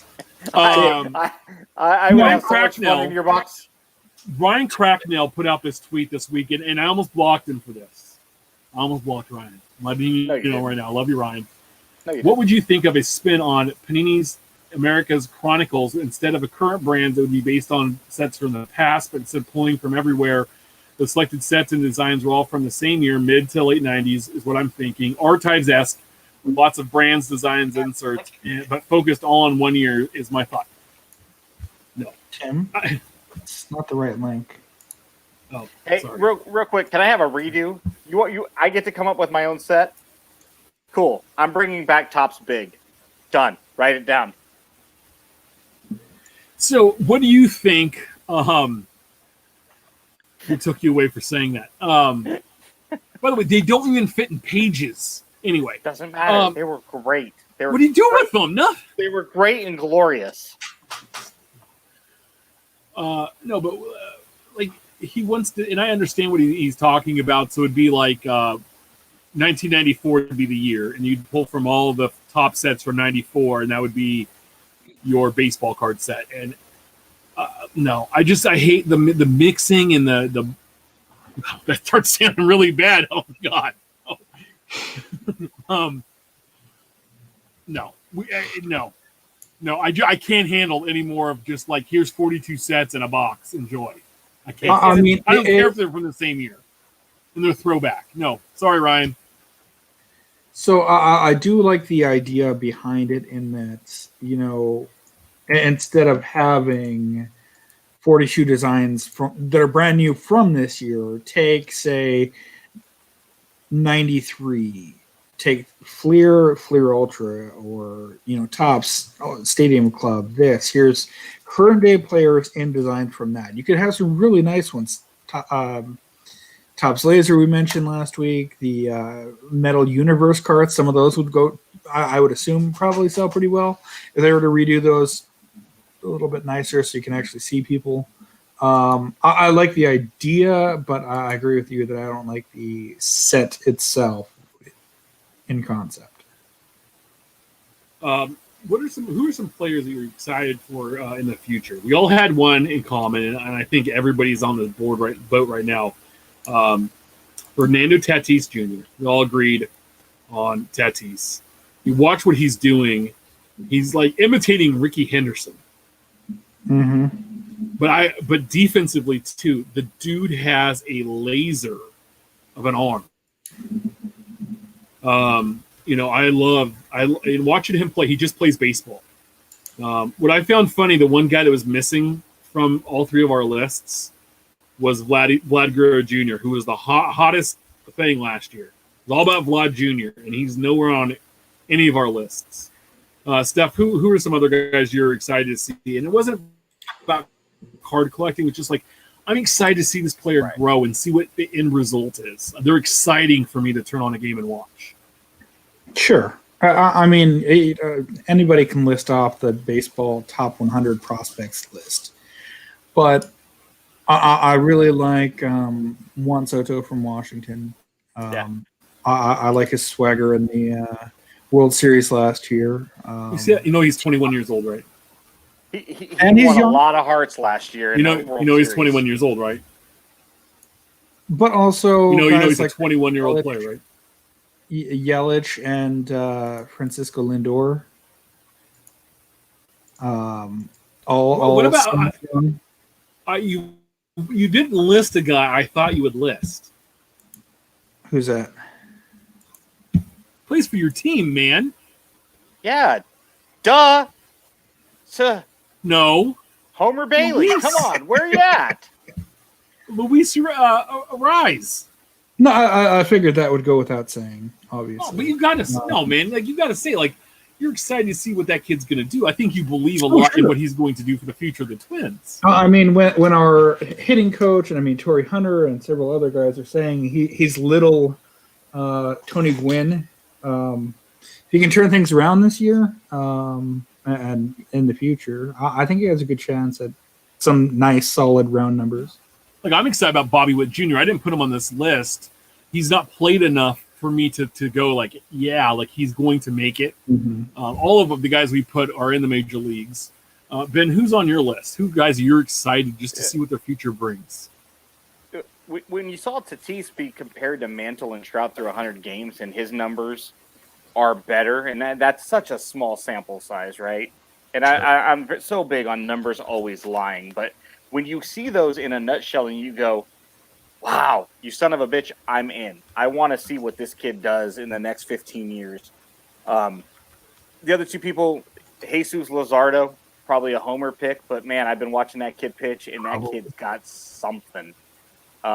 If he stays healthy, he's going to be fun to watch, whether he's an A for the next 15 years or not.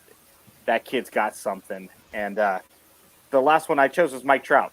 I mean, yeah, he's older, but he's a Hall of Famer. And, I mean, just the way he destroyed the A's over the last 3 days, you just look at him and go, my word, what are we watching? It's like he can't get any better, and then he just does stuff, and you just go. And I know Yelich has had better numbers against Trout over the last 18 months. I get it, or the last season and a half. But, wow. Mike Trout is amazing. We have to take a step back and say, look, we get to live in a world that for us, Tim and I, we got Jordan, we got the back half of Johnson and Magic, we got the Duncan, Kobe, Garnett years, we got LeBron and we got Jordan, LeBron, Trout. Yeah, Gretzky. We got Mahomes now, and it's just like we have so many great Montana. players. Brady. Let's not forget that Trout is the greatest player maybe we've seen since Mantle, possibly since Ruth. I want to see what the next 8 years looks like because it's going to be phenomenal, if not. Yeah. Trout's Willie Mays, Mickey Mantle. Two things to Trout. One, he's finally ticked off his last Hall of Fame requirement in that he's played 10 years. I think a lot of people put him in tomorrow. He could have been put in tomorrow if something bad were to happen. I think he's in, and I don't think anyone would really argue with you. And two,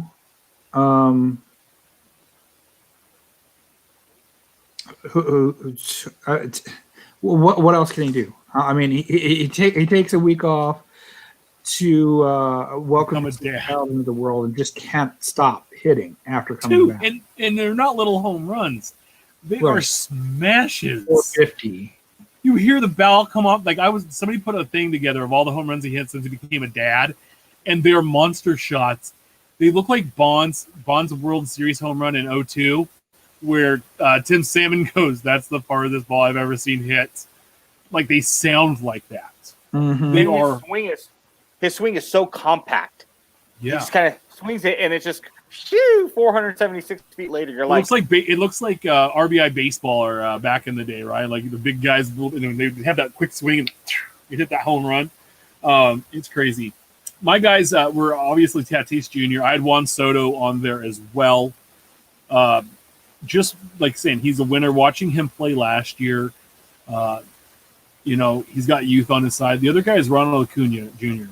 Again, he's leading off, smashing home runs. They're just fun. These guys are fun young players to watch, and I'm very excited to see what they bring. And they have kind of a little something about them. There's a little grit to them. A little, hey, look at there's a little showmanship in it, but they're playing. They're baseball players. They're hard. It's not like Harper where he's got the hair and all that stuff going on. These guys are just going out and playing ball. And I mean, Tatis has some hair, but there's a little something else I think with him. Carter kind of brings a great point. That it was going to be my second one before I thought it was a better one. Hopefully, he doesn't have a post-30 Ken Griffey Jr. Yeah. Injured wrist, knee, accident prone. He's in now, regardless. I'm getting a good argument for it, for him not to. But hopefully, we get to see a lot there. Yeah. Bottom line is, pick a sport in the next 10 years is going to be phenomenal because all four sports have such young talent. Not 25-year-old talent, but 21, 22-year-old talent. And some of it's generational. McDavid, Mahomes, possibly Tatis. Even if you go some of the older guys that have, like Trout, LeBron, is at the end of his career, but probably still has 3 or 4 more years. I mean, it's just it's a ridiculous time to be a sports fan. There's so much talent. Crazy talent. Which baseball franchise has the greatest future? The brightest future. And I'm talking you remember so you guys remember the late 80s Braves were awful. And the 90 Braves were okay, justice coming, but they knew all these guys they were building this crazy farm system. 91 they went and they played that one team that I think they got they got cut from the league. I'm not sure if they're playing baseball anymore. Can't play Jenga right. Little Big League. I love that movie. Yeah. No, but through the 90s, even though they only won one World Series, they were always winning their division. They were always in contention, and they really had kind of guys after guys. Who's that next team that's going to roll for a decade? So looking at the division and really just baseball in general, I don't think Detroit has a chance. Kansas City might have a good year or two here because they always seem to have one every couple half decade. But I got to go with the White Sox. I like the talent they have. They got a couple of bright pitchers coming up. Dylan Cease amongst them, and it should be dangerous to play. What do you think, Ben?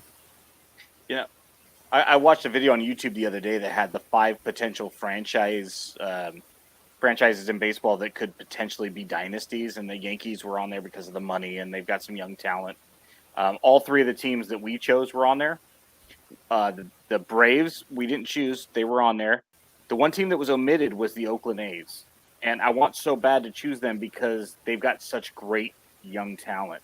Luzardo and Puck and Chapman and Olsen and Laureano, but we all know they're not going to keep it together. So, honestly, it's got to be – I think the Dodgers were on there. It's got to be the Blue Jays. You got Guerrero, you got Bichette and Biggio, you got the young kid that they took in the draft that fell to them. They got some young pitching prospects. If they can keep that core together and that core develops as a group, I think we'd look at it like the Atlanta Braves of the 90s and almost go, man, if they didn't win one, we have to expect the Toronto Blue Jays to win a World Series in the next 5 or 6 years. Yeah. They even had Nate Pearson come up and have a great debut. My team, and the thing with the Royals and the A's is that, Steph's right about the Royals. They could have a good half decade. They could have a good 4 to 5 year run, and that's what the A's too. They have such a short window to get it done, and if they don't, then they have to break it up and kind of start over, and then they have a 2 or 3 year window where they're restarting over and then trying to get back to that 4 or 5 year window, and it's just a cyclical thing. Well, no, none of us are the Yankees, obviously. So no. And who would want to be a Yankees fan when you're buying? Who wants to be the team that goes out and buys the players? To me, that's not fun because you don't have those years where you're like, oh man, we got this kid in the draft. I want to watch him come up, and we the Yankees were fun when they had the core 4 when they had Mariano, Pettit, Posada, and Jeter because they grew those guys. Well, Like, those Bernie Williams. core guys. Yeah, Bernie Williams. Those were their core guys, and they were the ones that developed them and brought them up. And it was funny because a lot of that happened when Steinbrenner wasn't involved. Well, and seeing them complain, in 2015-16 when they're not making the playoffs one year, dude, come on. Yeah. Kind of funny when you're like, who wants to buy it when you can raise them yourself? I mean, isn't that kind of the story of the hobby? Why do you want to buy it on the secondary when you can open it yourself in packs? Thin correlation. My team was the Padres. You see what Tatis is doing. They added Machado, who's young, and they paid him some money. They overpaid for Hosmer, but he's a leader and he's been there, and so he knows what it takes. And I think he's a really good leader, and he's a good baseball player. They just way overpaid him. I mean, that's the only thing with him. You look. They traded for Tommy Pham, and they brought him in. That outfield is pretty good. I mean, you have Will Myers, who's got some pop, and there's they have some young good pitching. They have Chris Paddock, who's their ace, and they've kind of built this thing. And also, too, they need to draw up San Diego. So if they need a piece or two, who doesn't want to go and live in San Diego and play down there? And you can come down here. We have this good young, and they have two stud young catchers in Hedges and in Mejia, right? And so it's like, okay, so they have these guys, these pieces. Grisham's done well. I think it was a good trade for them. To add him to the outfield, and we'll see. I'm just excited to see there's some. We're talking about some teams that have been also rans for a while, and it's good to see them come up. So. Yeah, when you asked this question, it was like, do I go with the Blue Jays or Padres? And it wasn't even a thought. It was you and I could have flipped easily. Yeah, which one do you go with? Because it really is 1A and 1B. The Braves, don't sleep on the Braves. They've got a lot of talent in that pipeline. Yeah, they were on my list. And don't sleep on the Reds either. I know they add some veteran free agents, but they have a pretty nice little minor league system they're working on too. So again, when you're talking about these type of teams, along with LA and Boston and the Yankees and the Mets, if they ever sell and they actually pretend like they have a team in New York in that market, you have the teams that can buy the talent. Along with these smaller market teams, it's a great time to really be a baseball fan because there's so many teams that you could probably put on this list. But just think about the talent. And again, the Padres, a point you didn't make is that ballpark, they just create relief pitchers out of thin air. Just poof, we've got 6 relief pitchers, and they just trade them away. And these guys are probably a product of that ballpark. But hell, so long as you're in that ballpark and you're pitching with that lineup, that's perfect. That's all you need.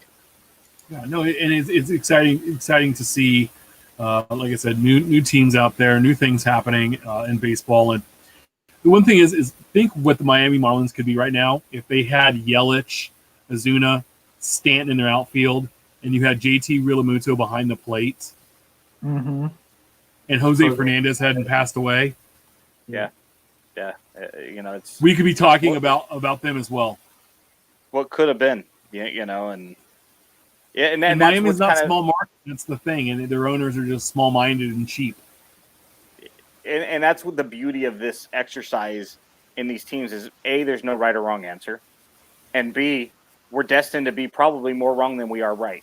Oh yeah, because guys just don't develop and teams come out of nowhere, and all of a sudden, where the hell did these guys come from? Remember the A's? They had those 4 guys in '90. They had Van Poppel and Dressendorfer and Dursendorfer. There was Dan something. There were 4 aces, and well, and when you look at like the A's, right? We got Laureano from the Astros off the scrap heap because they just couldn't fit him into their overloaded outfield. Olsen developed. Chapman came up as a defensive only guy, and all of a sudden his offense kind of came around. Simeon turns into a MVP candidate overnight, and it's just like you just don't know. And then, of course, can they keep these together? Yeah. Unless you're the Dodgers, and even the Dodgers are going to have financial problems too soon when some of these guys need to be paid. We had ACL Cardboard ask a question: who would be the best player from the current young crop? Soto, Tatis, Bichette, Vlad, Robert, Lux, Alvarez. And why would you choose anyone else than Juan Soto? The only reason I would go after Tatis is just the position he plays, and the fact that he, after you play shortstop, there's a possibility he could move to third or to the outfield. With Soto, it's basically he's going to have to move to a DH if he has injury issues. And that's probably the only reason. But that's a pretty good list of guys. A lot of people say that Vlad Jr. could be the next Prince Fielder. And I could see it, where he's a big home run hitter, but he becomes a big bloated guy and doesn't really take care of himself, and he just never becomes the guy he was supposed to be. Miguel Sano. Yeah.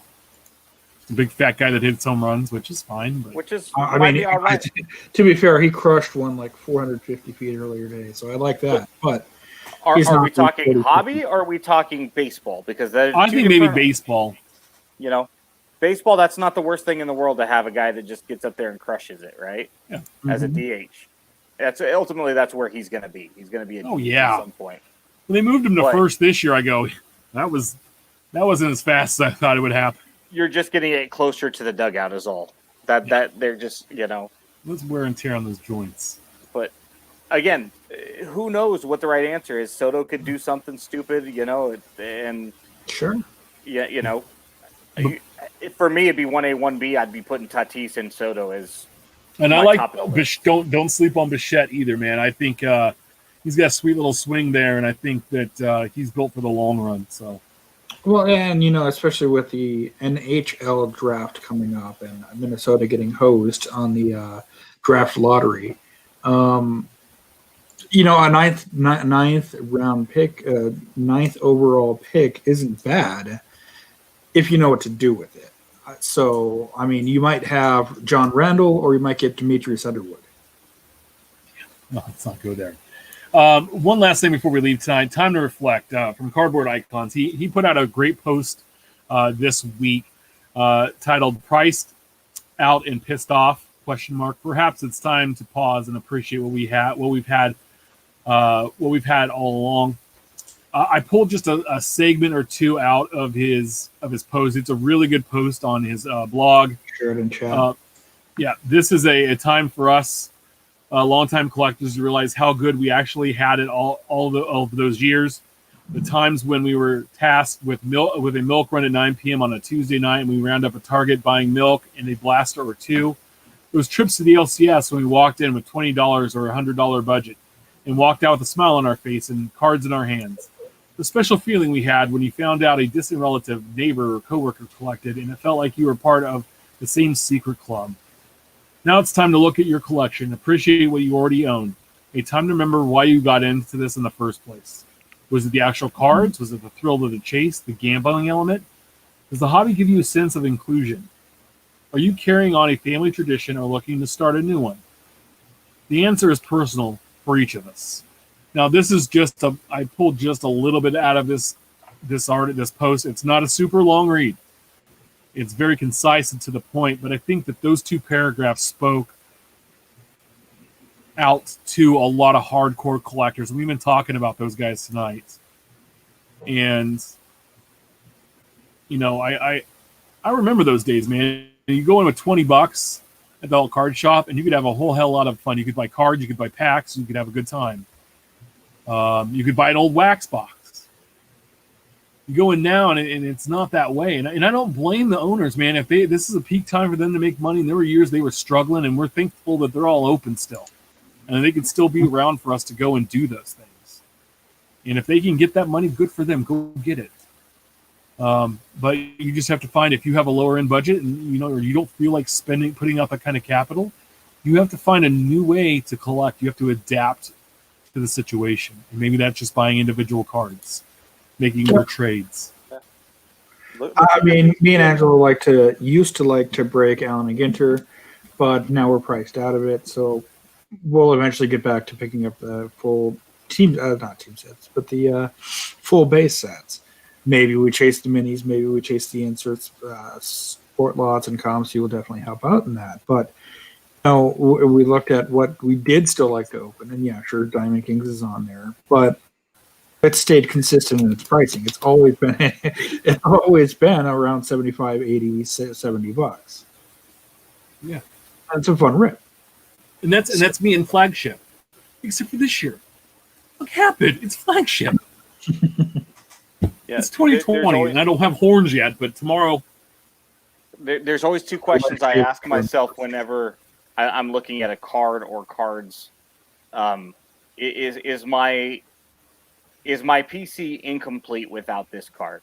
Do I have to have it? In other words, it's something like I have to collect the inserts and the base cards, but do I need all 23 parallel prism, of Marcus Simeon? And then I ask the second question is, do I feel like my PC is more complete with it? And it helps me focus when I'm looking outside of my PC parameters, like when you get into Project 2020 and Topps Living and some of the things that might pull my interest away. And I understand I'm much more focused than others, but hopefully that's something where, it's your PC, it's your personal collection. At the end of the day, what do you want it to look like? What do you want it to be? And how happy are you with it? And do you need what everybody else is collecting because everybody else is collecting it? Because maybe, maybe you should reprioritize it and go, do I have to have it? Do I need that rookie card of such and such, the Dominguez? Or am I okay just saying, hey, it's not really where I choose to collect. I don't need one, and only we can answer that for ourselves. That's not, it's an individual question for you to ask yourself. Only you can answer. And if everybody else has a Dominguez and you don't, and you're like, I don't care, I didn't want one. Cool. You didn't want one? Don't have one. And you didn't spend the money on it. Yeah. That's your choice. I mean, the only reason I have a Luis Robert Chrome rookie card is because I pulled one out of a pack in that box. Like, I wouldn't have spent $50 on it. Maybe if it had been like $10, I would have thought about buying one. Okay, cool, I have it, knock it off the list. Because if I think he's going to be a good player, that's an important card to own. I agree. And it's like, be thankful for what you have, look what you have. And if you don't, like, I've talked to a handful of collectors recently privately, and they're asking like how to focus and what to do. And it's take a step back for a little bit. Maybe you take a pause for a week or two from your card collection, and just step away from it for a while. Turn off Twitter. Don't listen to a podcast or any of the shows or anything like that for a week or two, and just kind of take a sabbatical and really come back and think hard about what you enjoy most, what got you originally into it, where you want to be in within the next year or two. And 2 points. Our good buddy Those Back Pages always says, buy the card, not the grade. And as far as collection goes, to Ben's point, I could easily have one of these in my collection, and it would make my collection greater. But am I going to overpay for something that I can find a better copy of that doesn't have a scuff on the mouth? Probably. And remember, this hobby comes down to 2 things and 2 things only, ever, period, before you get to any other variable. And they're 1A, 1B, and they're asterisks at the top. And those are cost and space. Yeah, we always have to go back to what we can afford, what we're willing to put into this hobby when it comes to money, and how much space we have. Yeah. Right. I mean, you can only have so many 5,000 count boxes in your home before you start to outgrow it. And some of us are blessed with more space than others, just like some of us are blessed with more money than others. And collect within your means, both when it comes to cost and space. We've hit 2 hours here. I think it's been a great show. I want to say there's been a handful of collectors that have reached out, like legit. We've talked on the phone, and a couple of them found me through Mike's podcast when I was on, and they said, "Man, I was surprised you reached out and like you responded to my DM and you set up this phone call, or we did this Zoom or whatever." Man, that's me. There's a lot of people that helped me along the way, and if that's a way I can give back to other collectors, and I'm more than willing. So listen, if you guys you want to chat, you need a direction, or you want to bounce some questions off me, I know the other guys would probably feel the same way. Reach out. Sure. I can always make time to do that with you, and I'd love to do it. So don't think you're bothering me whatsoever. The one thing that does kind of it's kind of funny to me. I talked to the guys before the show, like, I put out my pictures of my Brett binders, and someone said, "Oh, I have a Diamond Icons Brett for you, a 1 of 1. Would you be interested?" I said, "Sure." Like, what's the price? Well, I don't know. Well, I'd be interested, but if you need to have a price for me to be interested in it, So anyway, guys, I appreciate it tonight. I appreciate everybody hanging out with us. It's been strong tonight. Before we leave, remember we're live every Wednesday at 8 p.m. Pacific, 10 Central. To watch the Hobby Hotline this Saturday at 8 a.m. Pacific, 11 a.m. Eastern. Check in on Monday nights as well at 5 p.m. Pacific, 8 p.m. Eastern. Call in with any calls, questions, comments. We appreciate the support there. Make sure to subscribe and review our show on all platforms. We really do appreciate it. Follow us on Twitter about the cards. Follow Ben at Our Trading Cards. Follow Steph at Junkwax Twins. Always follow me at Big Chef 79. Remember, we're always share your hobby stories, great polls. Send your questions our way. Keep collecting, and we'll see you all next week.